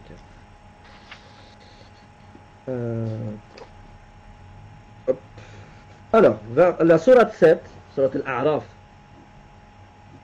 Elle est magnifique cette sourate. Sourate 7, verset 33. Donc c'est un verset qui énumère un certain nombre d'interdits. Alors je sais que beaucoup dans la communauté musulmane, on aime bien les interdits, les obligations. Ouais. Les interdits. Et dans ces interdits-là, il y a un certain nombre de choses. Et le dernier interdit mentionné dans le verset, wa an taqulu ala Allahi ma la ta'lamun. Mm. Et que vous exprimiez des choses à propos d'Allah, et sous-entendu à propos de la religion, de la spiritualité qui est attribuée à Allah, des choses dont vous n'avez aucune espèce d'érudition et de certitude. Le ilm renvoie à plusieurs notions, et ce qui permet de distinguer les choses, mais le ilm aussi renvoie à la notion de certitude. Mm. Et beaucoup malheureusement de gens qui prononcent des choses des fois où ils font des commentaires sur les différents réseaux sociaux, ils disent des choses ou des fois dans une inconscience, pour moi dans une inconscience totale de cette finalement allez, on va dire de cet interdit là, on va aller un petit peu dans le sens que les gens aiment bien, de cet interdit là, parce qu'ils prononcent des choses dont ils n'en ont aucune espèce d'érudition ni certitude. Ils sont juste en train de répéter ce qu'ils ont entendu à droite et à gauche. On répète. Attention j'ai envie de dire attention les cocos et les cocottes. Ah ouais. Et quand on dit des choses à propos du divin, à propos du Coran, à propos de la religion, à propos de la spiritualité, à propos du chemin spirituel, il faut que ça soit fondé. que ce soit du ilm, qui est une forme d'érudition, il faut qu'il y ait des fondements. Tout à l'heure, tu m'as demandé c'est quoi le fondement de la joie. Et c'était une très bonne question, et c'est très légitime. Et c'est comme ça qu'il faut faire, il faut questionner. Il ne faut pas prendre pour argent comptant ce qu'on nous dit. Donc, du coup, questionner, c'est quoi le fondement finalement, le Coran est un message qui est censé procurer de la joie. J'ai donné le fondement, plusieurs fondements. Donc, du coup, chercher les fondements. Et souvent, ça, c'est un drame, en fait. C'est qu'il n'y a pas d'érudition. Et en fait, ce qu'on n'accepte pas pour plein de domaines spécifiques, on l'accepte pour le discours sur la spiritualité et la religion. C'est-à-dire, il n'y a aucun ingénieur qui accepterait que quelqu'un qui n'est pas ingénieur commence à s'exprimer comme ça sur l'ingénierie avec son espèce de fondement. Pareil, il n'y a aucun médecin qui peut accepter que quelqu'un qui n'a aucune espèce d'érudition dans la médecine commence à s'exprimer, puis à faire des vidéos, etc. sur la médecine alors qu'il a une espèce de savoir sur le domaine. C'est-à-dire qu'on n'accepte pas que dans un domaine d'expertise, quelqu'un s'exprime avec un minimum, sans un minimum d'érudition, de savoir, de connaissance et d'expertise sur le domaine. Par contre, il y a un truc qui est invraisemblable, incompréhensible de mon point de vue, c'est que la spiritualité, que je dirais la spiritualité au sens très très très large, est quand même je dirais la discipline, comme diraient les gens, the discipline, et ben là tout le monde y va. Ouais. Tout le monde y va, sans gêne, sans avoir l'impression en fait des fois de sortir des monstruosités de leur bouche. Ouais. Ça, si je pouvais me permettre de vous suggérer d'être vigilant là-dessus. D'être vigilant. Parce que nous sommes responsables de ce que nous disons, nous sommes responsables de ce que nous exprimons, et notamment vis-à-vis de la religion, de la spiritualité et du divin. Combien de gens qui sont aujourd'hui en colère, qui sont, comment on appelle ça? Ah mince, qui sont allergiques à toute notion de transcendance, de religion, de spiritualité, non pas à cause du divin, à cause des autres humains, et ce qu'ils ont pu dire à propos de Dieu. Ouais, exactement, c'est vrai. C'est dramatique. Donc du coup, la règle, c'est on entend quelque chose, on vérifie, on questionne, on approfondit. On essaie de voir. Donc la notion du talaq, je suis désolé, vous allez chercher dans tous les matériaux étymologiques, quel était le sens du mot talaqa en langue arabe au moment coranique, et vous allez trouver libérer quelque chose de quelque chose. Quelque chose qui est attaché, qui est enfermé, qui est restreint, qui est limité, qui est bloqué. Et talaqa, c'est le libérer. Qui permet de prendre son envol. Et là, je vois une question, là, justement, quelqu'un qui dit c'est chaud. Alors moi, par contre, il faut que je prévienne, moi, je suis nulle en arabe. Parce qu'on me met en plus un mot en arabe, translittéré, enfin, en phonétique ou je sais pas quoi. C'est chaud, mais qu'en est-il des fouaas ou un truc comme ça? Non, je connais pas ce mot-là. Des fatwas, peut-être, je sais pas. Qui n'utilisent pas l'étymologie des mots pour bien expliquer comme le fait Raouti, comme pour le divorce. Je sais pas si toi t'as compris, moi je comprends pas le mot. Non, j'ai pas... Donc, elle a écrit F-O-9-A-H-A-S. Peut-être c'est le fuqaha, mais du coup c'est quoi Ah, la c'est question? peut-être ça. Alors, c'est chaud, mais qu'en est-il donc des fuqahas, ou je sais pas quoi, qui n'utilisent pas l'étymologie des mots pour bien expliquer comme le fait Raouti, comme pour le divorce. C'est quoi les fuqahas, là? Le fuqaha, c'est ceux qui, justement, c'est ceux qui sont censés avoir une forme d'érudition dans... qui font les fatwas, tout ça, là? Ceux qui font les fatwas et compagnie, non? Alors, si tu veux, le terme fuqaha, c'est un pluriel du terme faqih. Ah, et de fiqh. Voilà, exactement. Ah, le fiqh. Oui, du mot fiqh. Donc tu vois que tu connais bien l'arabe. Ah oui, finalement. T'as vu? Bon. Donc, si tu veux, en fait, les termes, ils ont toujours plein de sens. Il y a le sens étymologique, il y a le sens coranique, et puis après, il y a le sens qu'on pourrait appeler comme ça, le sens idiomatique ou terminologique. C'est-à-dire, dans ce qu'on appelle le droit musulman, le faqih, c'est une terminologie pour dire celui qui a en capacité d'extraire des règles légales, normatives du texte, et celui qui a en capacité de donner des réponses spécifiques lorsqu'on vient l'interroger sur un cas de figure singulier. Donc il y a trois niveaux de sens. Le sens étymologique, le sens, on va dire étymologico-coranique, c'est-à-dire le sens étymologique qui est confirmé et élargi et affiné par le Coran, c'est-à-dire par l'utilisation du mot dans le Coran. Et puis après, il y a toujours le sens terminologique ou idiomatique. Alors, idiomatique, ça veut dire le sens dans une discipline donnée, dans un domaine donné. Et il faut distinguer les trois. Je pense que la personne parle du fuqaha dans le troisième sens. Moi, je ne sais pas. En tout cas, je m'interdis de penser quoi que ce soit sur ce que les gens peuvent faire. Vraiment, tu juges pas. C'est pas pour pas répondre à la personne. Hein, sa question elle est légitime. Mais moi, je fonctionne pas du tout comme ça. C'est-à-dire que moi, je m'interdis de penser quoi que ce soit, ce que les gens peuvent faire, ou penser, ou dire. Ce qui m'intéresse, c'est qu'est-ce que dit le Coran. Je me propose, moi, de me faire la médiation entre vous et le Coran. Parce que, par la grâce divine, j'ai quelques notions d'étymologie, c'est-à-dire le sens des mots du moment coranique. Oui, quelques-unes. Voilà, je me fais un médiateur. Ça m'intéresse. Par contre, c'est pas mon sujet. Probablement qu'il y a d'autres, ça va être leur sujet, et ils sont très pertinents, et ils pourront apporter des explications qui seront convaincantes, etc. Mais moi, c'est pas vraiment mon sujet. Moi, je suis toujours pour quelque chose. C'est pour ça que je suis très gêné quand les gens ils viennent me poser la question, qu'est-ce que tu penses de un tel, etc., etc. Alors, déjà, j'ai pas le temps vraiment de regarder ce que les gens peuvent faire. Et en réalité, ça m'intéresse pas. C'est-à-dire de savoir ou de penser quelque chose sur quelqu'un ou sur ce qu'il fait. Par contre, il peut m'intéresser. Que penses-tu du fait de traduire ce mot-là par ce mot-là? Voilà, ok, on y va. Allez, go. Voilà, mais là, en fait, moi, j'aimerais bien aussi qu'on parle de Khashia, mais là, j'ai envie de rebondir sur un truc, parce que tu parles, comment dire, que les gens, donc, voilà, tout de suite, ils parlent, machin, au nom de la religion, enfin, etc. Et moi, il m'est arrivé un truc il y a une semaine. J'avais publié un post que j'ai supprimé parce qu'il a fait polémique. Et moi, j'ai pas envie d'étaler de la polémique moi sur ma page, ça m'intéresse pas. Et en fait, c'était sur le cas, on voit de plus en plus de femmes qui se dévoilent. Et donc, il y avait quelqu'un qui m'avait envoyé un message en privé qui m'avait dit oui, que en tant que spécialiste du voile, que penses-tu du post d'une telle qui apparaît dévoilée? Et alors déjà, je lui ai répondu, déjà premièrement, je suis pas spécialiste du voile. Moi, je milite juste pour qu'on entende notre voix, voilà, c'est tout. Mais je suis pas du tout spécialiste, je suis pas là ni pour encourager les gens à se voiler, ni à les obliger à se voiler, ni à les condamner parce qu'ils se voilent pas. Enfin, moi, c'est pas mon propos. Hein. Voilà. Et qu'est-ce que je voulais dire? Et du coup, voilà. Et du coup, j'ai fait un post. Donc la personne n'était pas d'accord avec moi, et j'ai fait un post. J'ai dit, et c'était ce que je pense des femmes qui se dévoilent. Et donc j'avais dit que moi, en fait, j'en pense rien du tout. Que c'est pas mon problème, j'ai déjà assez à faire avec moi-même pour aller juger ce que font les autres.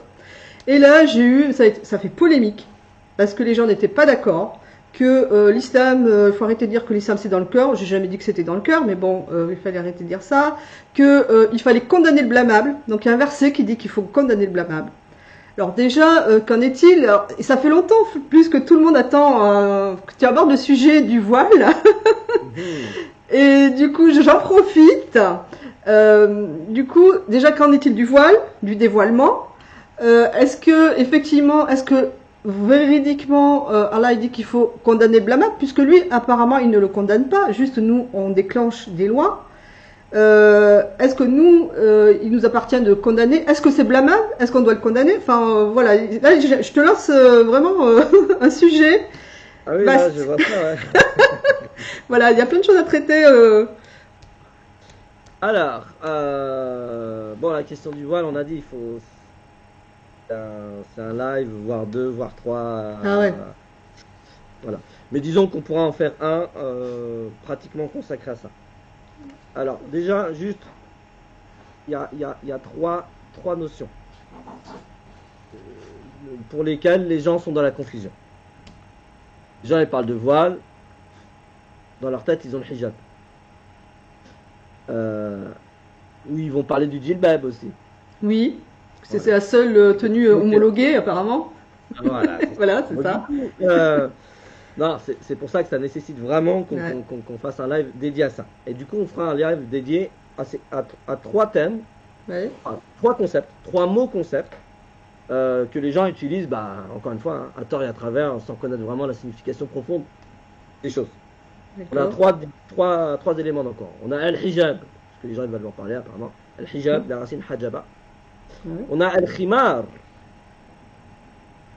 de la racine khamara. Et on a djilbab. Djilbab. La racine jalaba ou... Ouais. C'est une quadrilitère, celle-ci. Pardon? Jalaba. C'est une racine quadrilitère, 4 lettres. Et c'est comment? J'ai pas entendu, je t'ai coupé. C'est moi qui t'ai coupé. C'est quoi les 4 racines? Jalbaba ou bien jal. Ah, d'accord. Parce qu'en fait, si tu veux, les quadrilitères, c'est-à-dire les racines à 4 lettres, initialement par là, ils ont quand même un lien avec des racines trilitères. Enfin bref, là, je m'égare un petit peu dans la technique. On va pas, sinon les gens vont partir. Bref, donc on a finalement, allez, on va dire, on a trois concepts. Le concept du hijab, le concept du khimar et le concept du jilbab. Qui sont mentionnés dans le Coran et que les gens confondent tout. Et les trois, attention, hein, les trois sont utilisés dans une signification possible de quelque chose qui s'interpose ou qui couvre ou qui met en évidence quelque chose. Donc finalement, les trois aussi sont utilisés dans quelque chose qui serait relatif à, je dirais, quelque chose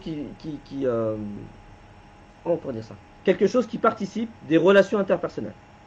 Notamment, homme-femme, moi je dis feu malien, mais c'est pas grave. Homme-femme, c'est pas grave. Des relations interpersonnelles homme-femme. D'accord? Donc ça, il y a trois notions. Et du coup, je vais balancer une bombe juste comme ça pour faire encore plus polémique, parce que j'aime bien. Non, c'est pas du tout, c'est juste pour vous faire réfléchir.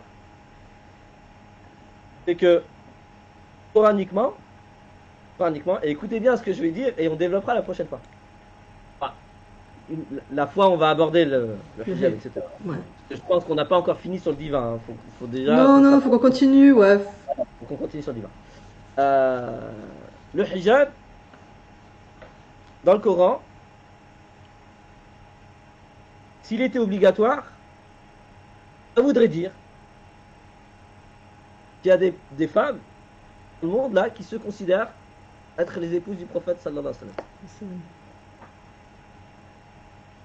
Donc en fait, c'est pas le hijab qu'on porte en fait. Bah non, voilà. Donc le voile, allez, on va dire le couvre-chef islamique. Allez, je vais le dire comme ça. Le couvre-chef de la femme musulmane, que les gens appellent hijab, coraniquement, il s'appelle pas hijab. C'est ça que je veux dire. Coraniquement, il s'appelle khimar. Ou bien djilbab. Et donc, du coup, bah, on va voir, quand on fera ce live, ah ouais, coraniquement, c'est quoi le hijab dans le Coran? C'est quoi le khimar? C'est quoi le djilbab? Et qu'est-ce qu'on dit? Parce que c'est ça qu'après qui va vous intéresser, vous. C'est que moi, ce qui m'intéresse, c'est qu'est-ce qu'il en dit spirituellement. Parce que du coup, quand on a compris le niveau spirituel, le niveau, on va dire, matériel, légal, il est simple, parce qu'on comprend le sens. Et souvent, en fait, je pense qu'il y a une erreur de méthodologie chez beaucoup de musulmans qui partent du légal pour aller vers le spirituel. Alors que le légal, le normatif, n'est qu'une modalité du sens spirituel des choses. Ouais. Le khimar légal, on va dire ça comme ça, le couvre-chef légal n'est qu'une modalité de quelque chose d'éminemment spirituel. Et quand on comprend le sens spirituel, après le légal il devient ça. Parce qu'on comprend la finalité. Donc, tout ça pour dire que, effectivement, il y a un phénomène entre guillemets, de voilement ou de dévoilement. Et en réalité, les deux phénomènes sont à questionner. Sont à questionner de quel point de vue. Il ne s'agit pas de dire c'est bien ou c'est pas bien, ça n'a aucune espèce de sens. Dans le Coran, il n'y a pas de la notion du bien et du mal en réalité. Il n'existe pas. Il existe dans la tête des gens. Dans le Coran, il peut exister la question de la conformité ou non, eu égard à l'intention pour lesquelles on fait les choses. Donc, que ce soit dans le voilement ou le dévoilement, c'est-à-dire dans le fait de décider de mettre le couvre-chef de la femme musulmane, on va dire comme ça pour ce soir, ou d'enlever le couvre-chef de la femme musulmane, dans les deux cas, en réalité, les deux phénomènes sont interrogés. C'est quoi l'intention qui a suscité l'acte?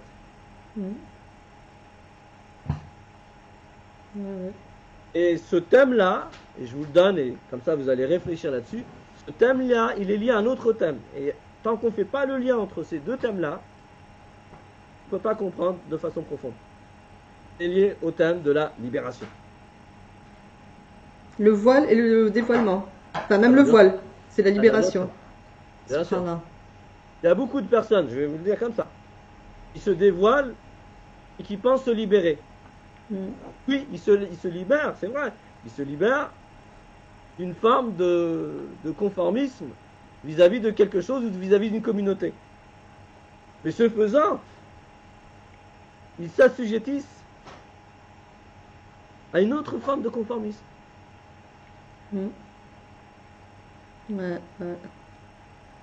Dans nos sociétés, est-ce que la femme aujourd'hui elle est libre de ne pas se maquiller pour paraître digne, de ne pas se conformer d'un point de vue physique aux normes que la société lui impose pour être considérée? Ça, c'est une vraie question. Est-ce que la femme aujourd'hui, en Occident, est vraiment libre de ça? Ou elle est assujettie à ça, aux normes que la société lui impose pour pouvoir être considérée? Donc le vrai sujet, c'est le sujet de la libération. C'est-à-dire comment je peux, effectivement, dans mon chemin de retour au divin, animer chacune de mes actions dans une tentative de me libérer du conformisme, de l'entrave, du code, finalement allez, je vais le dire comme ça, comment je pourrais dire ça, d'une révérence de l'humain ou une révérence divine. Comment se libérer de l'emprise des humains sur moi dans une relation, dans un désir de retour divin. Ah, c'est déjà plus intéressant. Et quand ce sujet-là, en fait, il est mis en lien avec le khimar, avec le hijab et avec le djilbab, bah, je vous assure qu'après, on n'a plus besoin de donner des réponses. Les gens trouvent les réponses, tout ça. Ouais, tout à fait. Ah bah moi, enfin, si je peux... donc tu dis que le voilement aussi, donc c'est une libération en fait finalement. Et en plus, on avait vu que la liberté, c'est central dans le Coran, liberté. Subhanallah. Et alors moi, je vais vous dire juste une petite anecdote. C'est même un scoop pour ceux qui n'ont pas lu mon livre. Ouais. Parce que bon, moi, j'étais pas musulmane, hein. Et en fait, moi, j'étais nudiste. Voilà. Donc, et ben moi maintenant, je me sens plus libérée, plus libre avec mon khimar, avec mon voile, que à l'époque. Que vraiment, je fais vraiment je fais pour Dieu. Enfin, je sais pas, c'est quelque chose, c'est tellement plus puissant en fait. Alors que, en fait, j'étais au rang d'animal en fait finalement. Quand j'étais nue sur la plage. Ah oui. Voilà. Et puis, faisant même, on va dire, allez, c'est un bon exemple parce que le nudiste, on pourrait dire, bah, il s'est libéré de tout. Ouais. Non, il s'est libéré de tout, sauf du code du nudisme. Ouais. Subhanallah. Non, mais donc c'est fort, C'est machin. subtil. Le sujet, il est très subtil, le sujet. Moi, je dis, le dévoilement, en réalité, doit être interrogé à la lumière de cette question de la libération. Ouais, subhanallah. Ouais, c'est beau. Mais du coup, bon, donc ça, on a compris, on l'abordera une autre fois. On va dire la tenue vestimentaire, on va dire de la femme. On va l'appeler comme ça ou pas? Ouais, c'est comme ça, ouais. Parce que ça, tout le monde l'attend, vraiment, tout le monde attend d'aller à fond. Attends, je regarde quand même s'il y a des trucs, je dirais que c'est un apaisement. Qu'est-ce que je voulais dire? Ah ouais, ça, j'ai perdu le fil, moi. Je te jure, faut pas que je me laisse... L'habillement de la femme. Donc, oui, donc on en reparlera. Ah oui, alors du coup... On abordera les trois thèmes. Hein. Oui. Oui, mais sinon je mettrai ça dans le titre, un truc comme ça. Ouais. Mais par contre, tu vois, du coup, les gens, ils me disaient, oui, mais il faut condamner le blâmable. Alors, est-ce qu'il y a cette notion-là ou pas dans le Coran? Parce que déjà, il faudrait voir si c'est blâmable ou pas, mais bon. Ben, là, c'est une très belle illustration du verset que je vous citais tout à l'heure, là, dans la sourate 7, 33. Quand vous dites, Allah, il dit dans le Coran, quand vous dites ça, Allah, il dit dans le Coran. Et ensuite, ce que vous dites, c'est une phrase en français. Vous êtes en plein dans le verset. Vous êtes en train de dire à propos d'Allah des choses qu'il ne dit pas. Allah, il ne dit pas... condamner le blâmable, en français. Voilà. Ouais, enfin, comment on appelle ça? Ya'muruna bil ma'ruf wa yanhauna 'anil munkar, qui est traduit souvent qui est traduit comme ça, par prescrire le bien et puis Condamner le blâmable. Et proscrire ou condamner le blâmable. Alors ça, c'est une traduction déjà qui est très éloignée du sens, eu égard à l'étymologie et eu égard au sens coranique de Ya'muruna bil ma'rufi wa yanhauna 'anil munkar. Ya'murun bil ma'ruf wa yanhauna 'an al munkar. C'est le sujet en réalité. De toute façon, tous les sujets, ils sont éminemment spirituels. C'est-à-dire que tant que vous ne les avez pas compris à ce niveau-là, si vous voulez, la compréhension au niveau normatif et légal, si elle n'est pas comment dire ça, une modalité de ce qu'on a compris au niveau spirituel, à 95%, on va passer on est à côté de la plaque, on est hors sujet. Donc déjà, al-munkar, ça vient de la racine nakara, qui s'oppose à la racine arafa dans le Coran. Ya'murun bil ma'ruf, ça vient de la racine arafa. Wa yanhaun 'an al-munkar, ça vient de la racine nakara. Donc en réalité, le vrai sujet ici, c'est pas le blâmable, etc. Non, c'est le vrai sujet, c'est le sujet de la connaissance et de la reconnaissance des choses. C'est lié à la connaissance. Oui, Nakara, en fait, nakara en langue arabe, ça veut dire méconnaître. Donc, condamner ce que vous ne connaissez pas, non, c'est pas ça non plus. Ça veut pas dire condamner. Ah oui, en plus, déjà. Ah bah ouais, bah alors il y a tout à revoir là. Bah oui, oh là là. Franchement, si on a compris ça ce soir, c'est bon, on a tout compris. C'est-à-dire qu'effectivement, moi, c'est ça mon propos en réalité. C'est pas forcément de donner des réponses toutes faites, mais c'est d'essayer de vraiment que vous arriviez à avoir ce réflexe de dire en fait maintenant il va falloir que j'interroge chaque mot parce que ya'murun bi al-ma'ruf wa yanhaun 'an al-munkar, ça fait presque une dizaine de mots là qu'il faut revisiter et relire conformément au sens du mot coranique. Sinon on va faire parler le Coran, sinon on va faire dire au Coran, sinon on va dire à propos d'Allah ce qu'il ne dit pas. Et en fait, on va dans le verset 33 de la sourate 7. Ouais. Et du coup, moi j'allais rebondir. Et en fait, c'est ça le shirk, en fait, finalement. Ah, bien sûr. C'est ça, c'est attribuer à Allah les trucs qui sont pas conformes, en fait. Exactement. À sa grandeur, à sa perfection, etc. Complètement. Donc c'est ça le shirk, finalement. Ah, oui, ça fait partie du shirk. Voilà. Attribuer à, associer Allah à des actions qui sont humaines. Ouais, bon, pourquoi arrêter dans ce sens-là, c'est-à-dire attribuer au divin ou associer le divin à quelque chose, parce que les gens, en fait, quand ils voient la chose, ils font le lien avec le divin, et du coup, ils ne veulent plus du divin, ils en ont marre du divin. Ah oui. Ils sont allergiques au divin, ils sont en colère contre le divin. Ouais. C'est vrai que c'est grave. Ben oui, c'est grave. Ouais, ils font fuir les gens, en fait. En plus. Ah oui. Ben oui, ils font fuir les gens. Ça, direct, c'est la première chose qu'on pourrait dire. Donc déjà, méfiez-vous. Essayez de... Voilà. Essayons, on va le faire ensemble. Essayons d'être humbles vis-à-vis de ce qu'on considère comme étant le verbe divin. L'humilité, qu'est-ce qu'elle demande? C'est que quand je comprends quelque chose qui a l'air superficiel, à mon avis, il y a 95% de chances que c'est pas ça qu'Allah dit. Oui, quand on considère le Coran comme étant le verbe divin, le message du divin, et que ce qu'on comprend de prime abord c'est très superficiel, bah, il y a 99% de chances que ce soit pas ça. Hein. Sinon ça veut dire que ça mettrait à mal notre première conviction. Ça mettrait à mal encore la figure de perfection.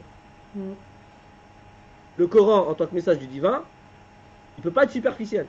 Parce que ça ébranlerait la figure de perfection encore. Parce que du divin ne peut émaner que quelque chose de profond. Donc déjà ça peut être un critère pour nous. Et moi, je sais que ce critère-là, je l'applique en permanence. À chaque fois quand je lis un verset et que ma première compréhension me paraît superficielle, je me dis, ah là, il y a quelque chose à creuser. Là, ça fait partie des choses que je n'ai pas encore creusées. Et pourquoi? Parce que ça me paraît superficiel. Et en fait, ce qui émane d'Allah ne peut pas être superficiel. Ce qu'on a dit tout à l'heure, il est exprimé dans un langage qui est profond. Donc, du coup, vous imaginez bien que si c'était... ordonner le convenable et puis condamner le blâmable, peut-être le mot ordonner les justes. Ouais, peut-être. Et en réalité, la formule, c'est pas ordonner quelque chose. C'est ordonné par quelque chose. Ya'murun bi al-ma'ruf. Donc, il faudrait qu'on prenne un temps et qu'on décortique. Eh ben, tiens, ça serait intéressant. Ouais. Cette formulation-là, comment on peut la décortiquer à l'aune, à la lumière, selon la méthode Arca. Ouais.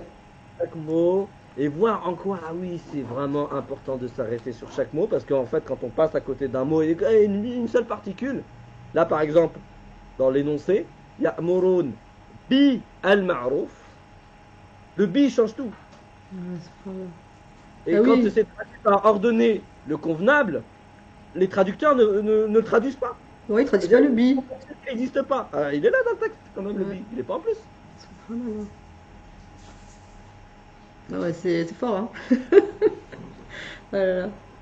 C'est fort. Mais il y a quelqu'un qui disait justement un mot, un live. Alors c'est ça en fait, à chaque fois.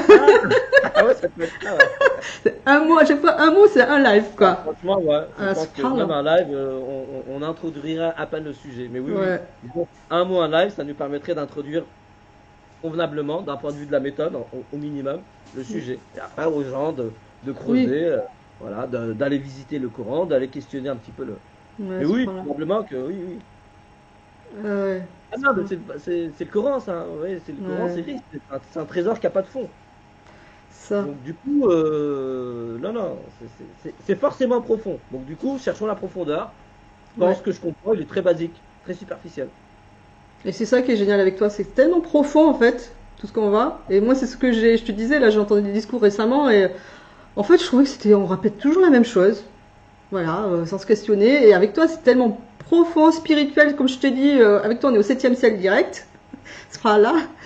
Mais du coup, j'aimerais bien quand même qu'on finisse, avant de regarder les questions, si on pouvait parler vite fait de la khashiyya, parce que ça aussi c'est un terme qu'on traduit souvent par la peur, la crainte, et comme c'était dans le propos, parce que justement voilà c'est le genre de mot qu'il faut justement creuser, qui est tellement plus profond que ça, et moi je trouvais que la définition que tu nous as donnée c'était tellement magnifique, que j'aimerais bien qu'on la donne aujourd'hui, si ça te va.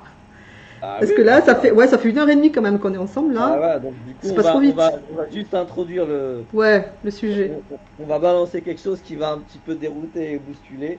Oui, la khashia n'a absolument rien à voir avec la crainte et la peur. Et c'est pas parce qu'on a envie que ça n'a rien à voir, c'est que juste étymologiquement ça n'a rien à voir. Donc du coup, on va revenir à toujours la méthodologie, le sens du moment coranique, le sens du premier niveau, c'est-à-dire le sens dans le monde des symboles.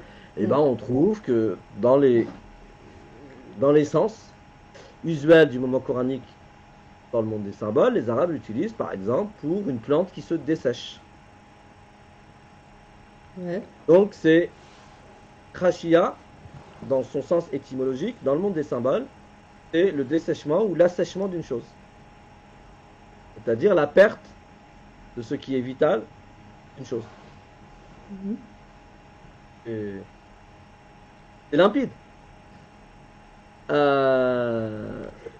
Pour une plante, en réalité pour toute chose dont la vie, et en réalité toute chose existante est conditionnée à, toute chose existante, sa vie est conditionnée à la présence d'eau. C'est pas pour rien que voilà, les gens ils cherchent des planètes où il y a de l'eau. Pourquoi ils cherchent des planètes où il y a de l'eau? Bah oui, parce que l'eau est un prémisse à la vie. S'il y a de l'eau, ça veut dire que la vie est possible. Ouais, il y a une forme de lien là, indissociable entre la notion de vie et l'eau. Donc du coup, la khashia, initialement, étymologiquement, c'est le fait qu'une chose perde ses eaux, finalement, on pourrait dire ça comme ça, et s'assèche, se dessèche et s'assèche, devienne sec et sèche. Ça, c'est le sens. Donc, du coup, maintenant, on va essayer de voir. Alors, c'est quoi d'un point de vue maintenant le deuxième niveau, c'est-à-dire d'un point de vue émotionnel. Voilà.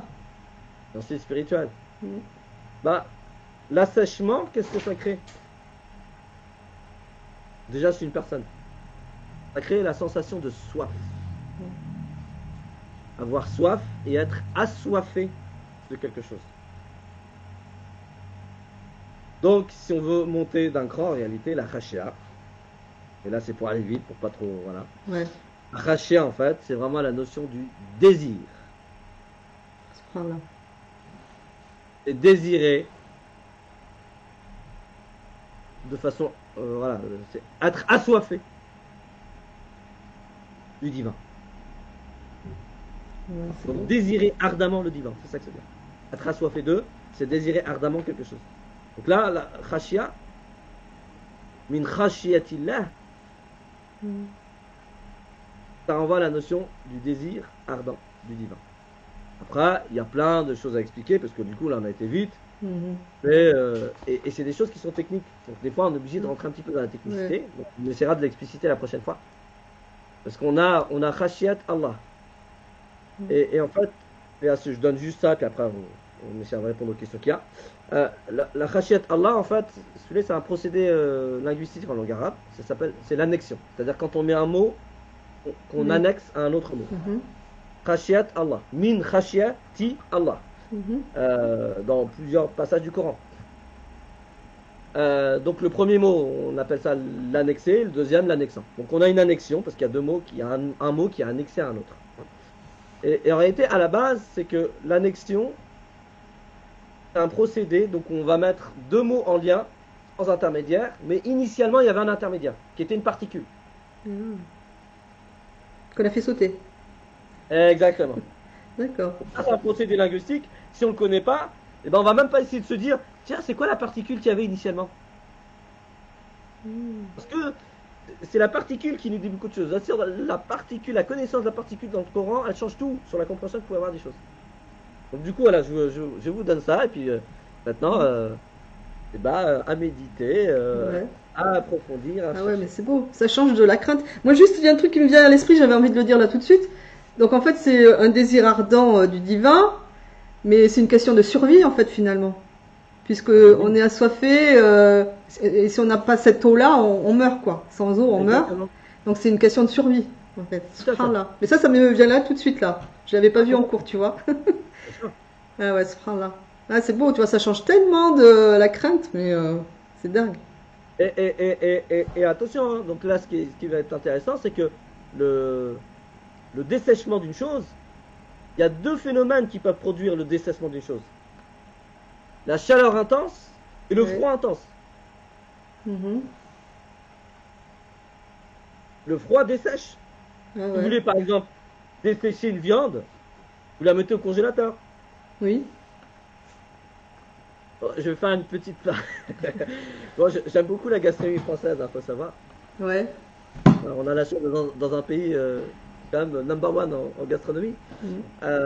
Du coup, par exemple, quand on veut faire une marinade assez rapide, c'est quoi une marinade? C'est quand on veut faire en sorte que les épices pénètrent une viande.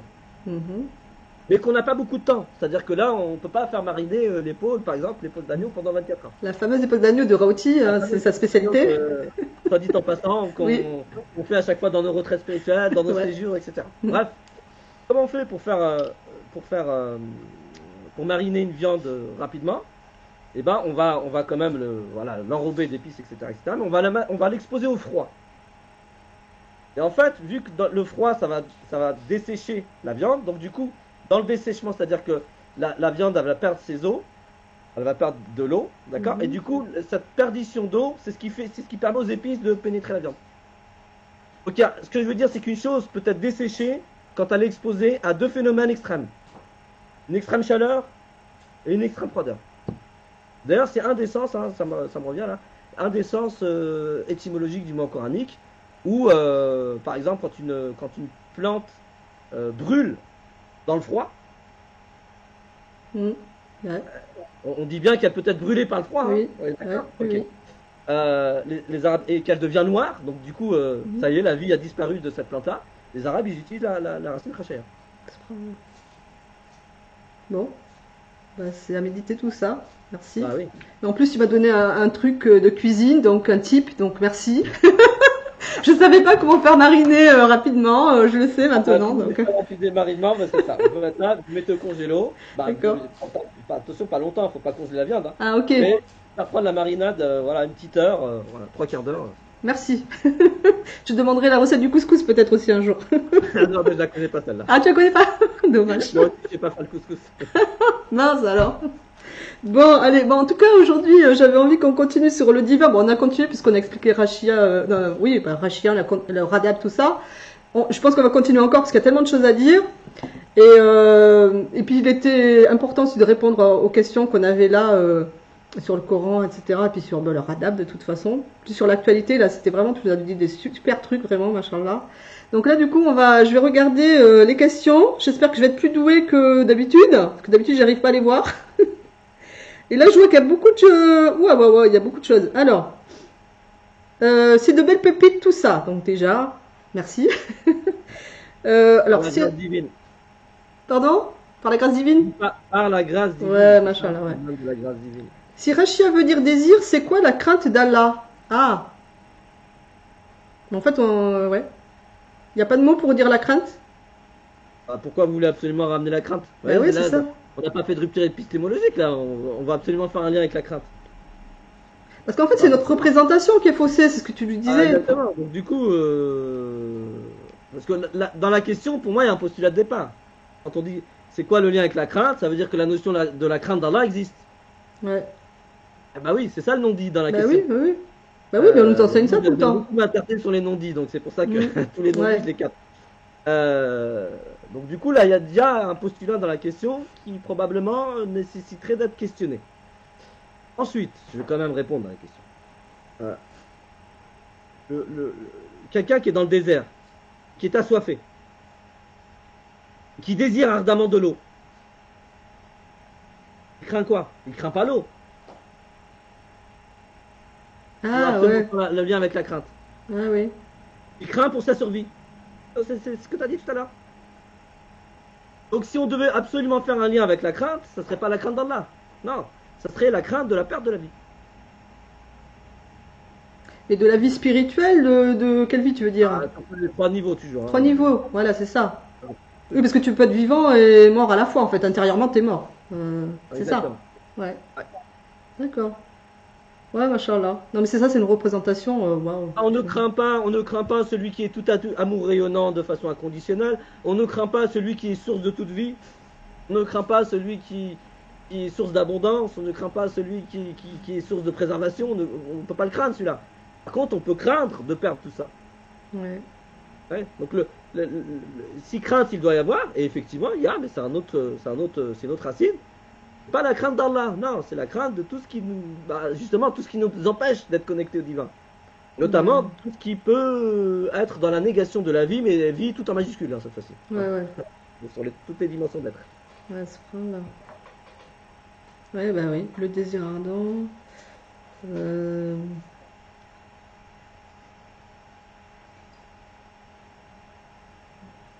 Ah, alors il y a quelqu'un qui me dit. Salam alaikum, je suis bègue, mon seul remède c'est le Coran. Je peux monter dans le live pour réciter s'il vous plaît? Alors, je sais pas si on prend les récitations ou pas. Mais c'est machallah. Ça va être un peu juste là. Ouais, c'est ça le truc, parce que là ça fait déjà 1h40. Là on a dépassé, on a fait notre record. Bon, mais une prochaine fois, peut-être qu'on fera un concours de récitation, je sais pas. Peut-être pas. À voir. Non. À voir si c'est pertinent. Non, mais c'est pas ça. C'est-à-dire que la récitation, pourquoi pas, si c'est dans une perspective de recorrection de la lecture. Mais en fait, il y a tellement de cours, franchement. Ouais, c'est ça. On consacre notre temps à essayer de comprendre du sens. Ouais. Alors, je dis pas, moi, je sais corriger les lectures, mais il y a un millier de cours en fait sur le net, en présentiel. Vous allez trouver des gens qui vont vous corriger votre lecture. Ouais. Nous, ce qu'on voudrait faire là, c'est plutôt aller sur le sens. Exactement. Parce que toi, par contre, ce que tu fais, tu le trouves nulle part ailleurs. Il n'y a personne qui va t'expliquer. Il y a des cours de tafsir, tout ça, mais moi c'est pareil, moi j'assiste à des cours de tafsir, c'est toujours les mêmes rengaines qu'on te répète de génération en génération. Il n'y a rien qui change. Et avec toi, franchement, c'est la première fois que j'entends des choses comme ça, et c'est tellement profond, et tellement plein de sens, et tellement plein de bon sens, que franchement il faut profiter des pépites. Mais écoute, Alaï Shafik, parce que je vois qu'il disait, donc il était bègue, donc Alaï Shafik, et puis effectivement, là c'est pas le propos là de nos lives, mais... Ensuite, la crainte et la peur, selon l'interprétation de beaucoup de musulmans, c'est malheureux. Alors, c'est tellement profond que ça nous remet en question, hein, c'est sûr. Le Coran traduit par Maurice Gloton se rapproche bien car il a utilisé l'étymologie de beaucoup de mots, machallah. Bah oui, d'ailleurs, c'est celle que tu utilises dans les cours. Même si, bien souvent, tu remets en question quand même. Hein. Faut être très, très clair. Là, c'est pas... Du coup, on fait référence. On fait référence, voilà. c'est-à-dire qu'on donne comme référence la traduction de Maurice Goton, parce qu'effectivement, Maurice Goton, et la traduction de Maurice Goton, paix à son âme, c'est celle qui se rapproche le plus. Par contre, il y a beaucoup de termes qui ne sont pas étymologiquement correspondant à l'étymologie dans le sens que nous on utilise. Ouais. Du coup, c'est une très belle base de travail, j'ai envie de dire. Et on le voit bien à chaque fois dans les cours. Hein. Finalement, il n'y a pas une traduction pour lesquelles on a validé l'ensemble des mots choisis. Alors attention, c'est aussi l'acte de traduction qui est tellement ardu que c'est très difficile. Ouais. Donc du coup, moi, ce que je peux suggérer, si on me demande quelle traduction je suggère, bah, bien évidemment que je vais suggérer la traduction de Maurice Goton, paix à son âme, parce que c'est celle qui se rapproche le plus pour moi, la lettre coranique. En deuxième position, celle de Jacques Berck. Après, quand on dit ça se rapproche le plus, ça veut dire qu'il ne faut pas tout prendre pour argent comptant. C'est toujours la même chose. Ouais. Parce que ça reste des traductions de toute façon. Ça reste des tentatives. Et Ouais. d'ailleurs, c'est ce qu'il met. Il met essai de traduction. Hein. Vous voyez, il a eu cette honnêteté intellectuelle de dire que c'est un essai de traduction. C'est pas une prétention à la vérité absolue. Ouais, tout à fait. Donc du coup, quoi lire en français? Donc voilà, c'est pareil, donc Gloton, mais sinon, je pense qu'il faut venir à tes cours, tout simplement. Ah oui. Ah d'ailleurs, ouais, oui, il faut venir à tes cours, parce que moi, ça fait 1 an que je suis Raouti, et franchement, c'est pour ça que je fais les lives avec lui, parce que ça change la vie, quoi. C'est trop génial. Et du coup, on a une telle autre compréhension de l'islam, et puis on se réconcilie finalement avec l'islam, avec Dieu, avec la vie. C'est trop génial. Donc barakallahu fik. Donc vraiment, je vous incite, moi je vous encourage. C'est pas pour rien que je fais ces lives, c'est trop bien. Alors, et il le dit, c'est une traduction approximative. La solution serait-elle d'apprendre l'arabe littéraire? Quoi? Excuse-moi, j'étais pas. La solution serait-elle d'apprendre l'arabe littéraire? Bah non. Ah, si c'est pour comprendre le Coran, non. Vous voulez comprendre le Coran, il faut apprendre l'arabe coranique, c'est-à-dire l'arabe du Coran.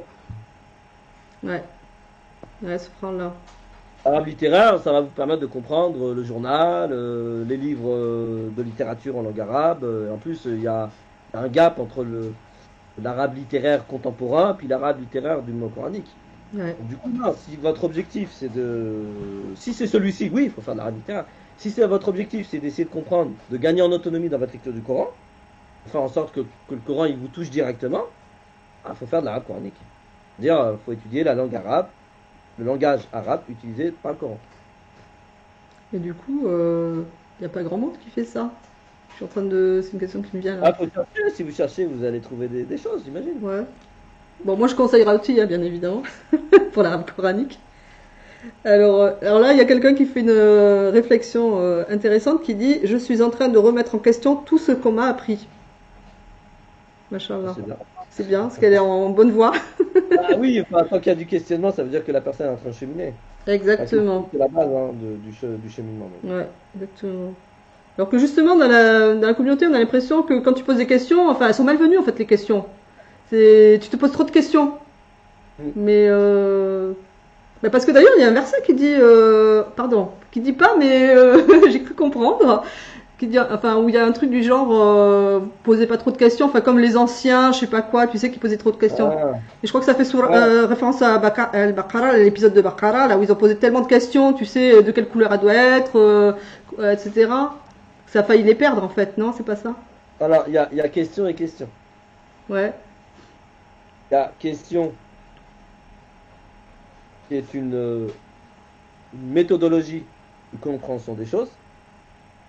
Et puis, il y a question et stratégie d'évitement. Ah. C'est pas la même chose. Ouais. Il y a question où la personne, elle devient adorateur de la norme. Donc, il y a 3 types de questions. Il y a la question qui me permet d'apprendre, de comprendre quelque chose de nouveau, d'accéder à une connaissance que je n'avais pas avant. Donc ça, ça renvoie à la maïotique, etc. L'art de la question. Hein. Voilà. Quand on veut comprendre, on pose un certain nombre de questions, un certain type de questions. Et donc il y a question et question. Donc ça, c'est un type de question. Il y a des questions, c'est des stratégies d'évitement. Donc là, si on fait référence aux questions qui ont été posées par par un certain nombre d'enfants d'Israël dans cet épisode on va dire, pour faire très très simple, de la vache. Ah, c'est pas ça non plus. Alors là. Ah non, mais t'imagines bien que. D'accord. Ça doit être un peu plus profond que ça. Oh là là. Bref, l'épisode de la vache, c'était des questions d'évitement, c'était pas des questions comprendre. Ouais, ça faisait pas avancer le schmilblick. Mais éviter au maximum, donc c'était des questions stratégie d'évitement. Éviter au maximum, on va dire, de se conformer à l'ordre. Ouais, il y a des questions, comment on pourrait dire ça c'est le fait de poser des questions sur des détails alors que les principes ne sont pas intégrés. Ouais. Mais ça, par contre, on est les rois aussi, hein. Ah bah ça, on est royal là-dessus. Ah, ça c'est clair. Comment il faut poser les mains et les pieds et les machins, mais est-ce que ça t'apporte le reste on se pose pas la question. Qu'est-ce que ça t'apporte de la salade, tout ça ouais. Donc, non, enfin, oui, j'entends ça dans le discours, mais le Coran, c'est pas ce qu'il dit. Quand on regarde vraiment les versets, il dit là, tas'alu an ashya in tubdalakum tasu'kum, dans Surat 5, par exemple, Surat 5, page de gauche, ça. C'est des questions, enfin, c'est-à-dire que quand on prend un verset, hop, on l'enlève de son contexte, voilà, et puis on en fait une règle générale, et ben, on fait dire au Coran ce qu'il dit pas. On dit à propos d'Allah ce qu'il dit pas. Et il n'y a aucun être humain qui accepte ça pour lui. Est-ce qu'il y a un seul être humain là, qui est présent ce soir, qui accepte qu'on sorte ses propos du contexte dans lequel il a énoncé ses propos? Il n'y a personne qui accepte ça. Bah, par contre, on le fait là, avec le Coran, avec l'évangile, avec la Torah, on le fait à tir-larigot. Ouais, alors que c'est des paroles sacrées.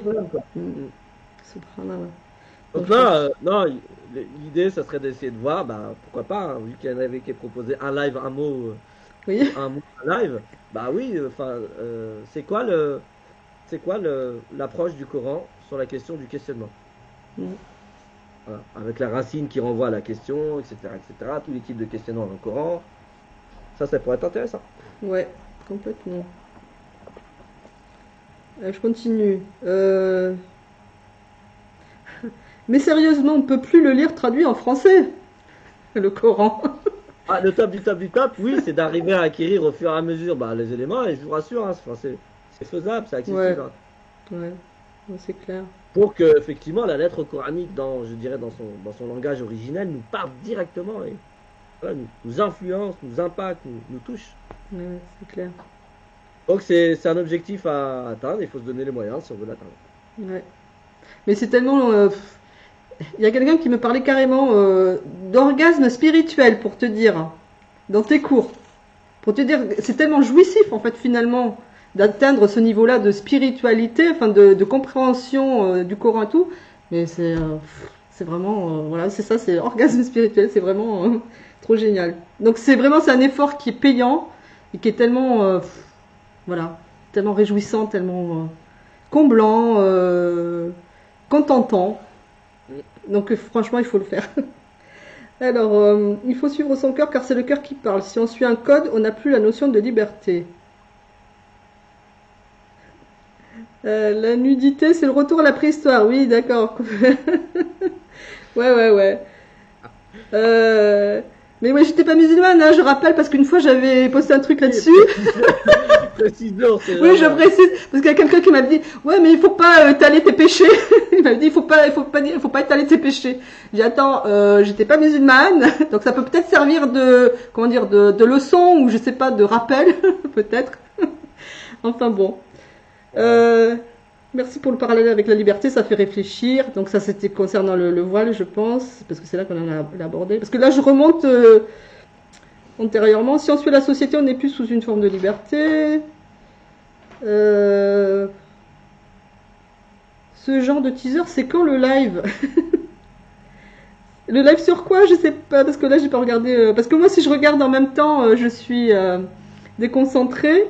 Après, je perds le fil de mes idées. Après, j'ai une neurones croisés comme toi, là. Moi aussi, je n'en ai fait. Alors, c'est vrai que la ayat est dédiée aux femmes du prophète, salam, donc sur le hijab. Donc, l'étymologie. Quelques mots, ouais. Vous êtes très modeste. Ouais, comme quoi tu avais quelques notions sur le Coran, tu disais ça, tu es vraiment très modeste, effectivement. C'est pas vraiment de la modestie, non, mais c'est ça. Oui, c'est-à-dire c'est vaste, quoi. C'est un sujet vaste. Ah oui, enfin, la connaissance auquel peut accéder l'humain par rapport à la connaissance existante. Ouais, elle est infime. Factuellement, voilà, c'est ça.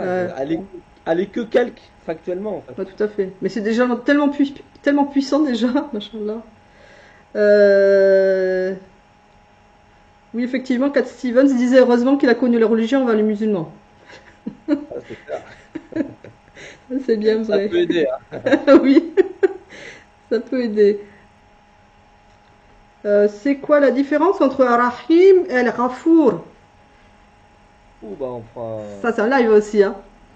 Bah, déjà, Ghafour, déjà. On va continuer sur le divin. On apportera des éléments, des noms propres fonctions du divin qui sont liés au Ghufran, à la Rahma, les différences avec le Ra'fa, avec le Afou, etc. Ouais, donc ça on va le traiter dans la continuité parce qu'aujourd'hui on a surtout répondu en fait aux questions que j'avais reçues entre temps, qui est chaque fois, comme on dit effectivement, un mot c'est un live, donc ça demande du temps. Alors, ah non, vous en avez dit trop ou pas? C'est quoi son étymologie du mot de kafir? Barakallahu fik. Mais tu l'as dit, kafara, couvrir, non? Tu l'as dit, non, je crois. Non, je ne l'ai pas dit parce que t'as pas dit? La prochaine fois. Ouais. On a dit qu'on fera un live sur ça. C'est quoi les koufars? C'est quoi les koufars? En plus, je suis pas un fervent de la barquette. Ouais, t'aimes bien faire réfléchir les gens. Mais c'est ça en plus, l'ijtihad. C'est vraiment parce que c'est pas, encore une fois, c'est pas, je veux pas dire quelque chose pour me raconter, c'est que, en fait, je respecte vraiment votre intelligence. Donc c'est ça en fait qui me freine à vous donner comme ça tout. J'aime pas donner de la barquette en fait. Hein. Donc vous avez une intelligence. Je dis un certain nombre d'éléments qui vont susciter votre curiosité. Je fais confiance à votre intelligence pour nourrir votre réflexion, aller voir, aller creuser. Et c'est ça a été Mais c'est l'ijtihad, c'est ça? Ouais, enfin, disons que c'est ça l'étude du texte. Et il y a quand même, coraniquement, la question de l'étude, elle est très très liée à la notion d'adoration. Ouais. Étudier le texte, c'est en soi adorer le divin. Ouais, bah oui, c'est vraiment. Donc c'est pour ça en fait. Donc du coup on va le voir, vous inquiétez pas. Par contre, jamais comme ça de barquette. Échauffé au micro-ondes en plus. Toi t'es adepte du bio donc. Exactement. Ok.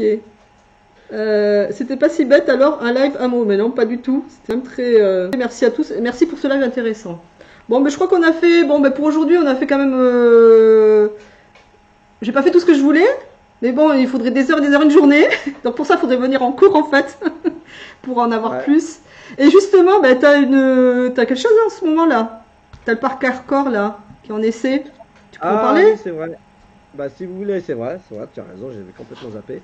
Si vous voulez en savoir un peu plus sur pas mal de concepts qu'on a juste teasé aujourd'hui, parce que le mot teasing il a été utilisé. On a rassemblé plus de 16 formations, des séminaires, des assises, des cours, dans un seul module qu'on a appelé le PAC Hardcore. Donc il y a plus de 150 heures, je pense, de formation. On fait de l'étymologie sur plein de concepts, etc. etc. Et en ce moment, alors déjà à la base, l'idée c'était de le rendre le plus accessible possible. Donc du coup, il n'a pas vraiment un prix, il a un investissement, et j'ai envie de dire, c'est une participation de 49 euros, je crois. 50, pour pouvoir accéder à 150 heures de formation, etc., à vie. Et en ce moment, en fait, on a mis on a permis de pouvoir tester le pack, c'est-à-dire l'essayer, y accéder à l'entièreté du pack, regarder si ça vous convient, si ça vous apporte des choses, si ça correspond à vos besoins, et si c'est le cas, donc du coup après partir sur une forme de participation et d'investissement. Donc profitez-en, en ce moment il est en accès libre entre guillemets pour que chacun puisse tester est-ce que ça correspond à son besoin ou pas. Et ça c'est vraiment important pour nous de s'assurer que le pack là corresponde aux besoins des uns et des autres. Donc, faut aller où? Faut aller sur. Tu as pas un lien? Tu peux pas mettre un lien? Moi, je prendrai. J'irai le chercher. Je le mettrai sur. Attends. Ouais, partager le lien. Et sinon, faut aller sur ta page là. C'est comment? C'est arabe. Attends, c'est hardcore. Attends. Je crois que c'est ouais, hardcore-arabe-coranique. Je pense que c'est ça. Attends, je vais te dire. Là, je retrouve plus. Alors, hop. Parce que moi, je peux pas trop manipuler là mon truc. Alors, attends. Arabe coranique. Ah. Je sais pas trop. Moi, je suis pas du tout. Bon, bah, ceux qui sont intéressés, qui m'envoient un message. Voilà, je servirai d'intermédiaire. Et qui m'envoie un MP. Et puis, je vous enverrai le lien pour avoir accès donc à l'essai gratuit là de. Et franchement, moi, c'est comme ça que j'ai découvert Raouti. C'est grâce au pack hardcore.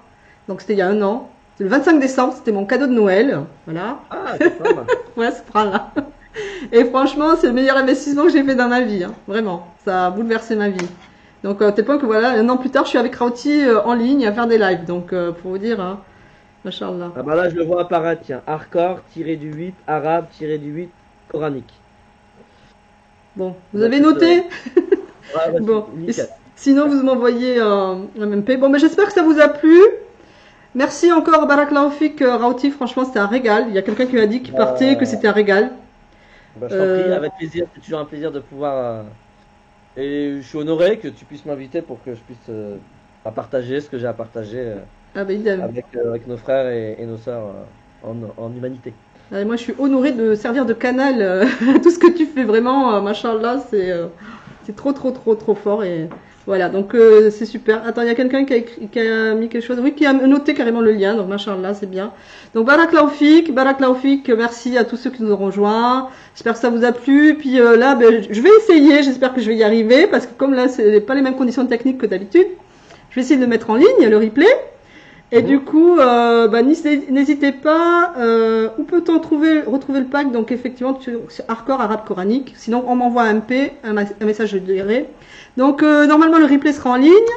Donc n'hésitez pas, si ça vous a plu, à venir mettre un petit commentaire pour vous dire que c'était bien, tout ce que vous avez pensé, etc. Vos questions aussi pour la prochaine fois. Et comme ça va, bah, Instagram le mettra en valeur, le post, le replay, et puis ça permettra à d'autres gens de pouvoir bénéficier de tous ces enseignements vraiment fabuleux de Raouti. Tout comme ils vous ont profité, qu'ils profitent à d'autres, au plus grand nombre possible. Inch'Allah. Bi'idhnillah. Voilà. Voilà, donc je vous remercie. Merci à tout le monde. Bonne soirée. Et puis je vais essayer de quitter. Je sais pas comment ça marche. Donc je vous dis salam alaikum à tous. Salam alaikum Raouti. Et puis à bientôt. Et ah oui, on se voit dans 15 jours ou pas? Ah oui? Ouais, c'est le 31 décembre. Ouais, c'est bon. Ah bah nous 31, 24. C'est pareil pour nous. Ah oui, c'est pareil. Hein. On va pas arrêter Ces moments, ils sont tellement, ils sont riches déjà pour moi. Hein, ils sont nourrissants pour moi. Donc du coup, non, 31 ou 25 ou ce que tu veux. Ok. Ok. Bon, en plus, on avait dit qu'un jour on ferait un truc sur Jésus et Marie dans le Coran. Ça aurait été bien de le faire le 25, mais bon, on le fera de toute façon un jour. Hein. On le fera, bismillah. Bon, ben, salam alaikum à tout le monde. Je vais essayer de quitter. Salam alaikum Raouti. Barakallahu fik. Ouais, bismillah. Merci encore infiniment.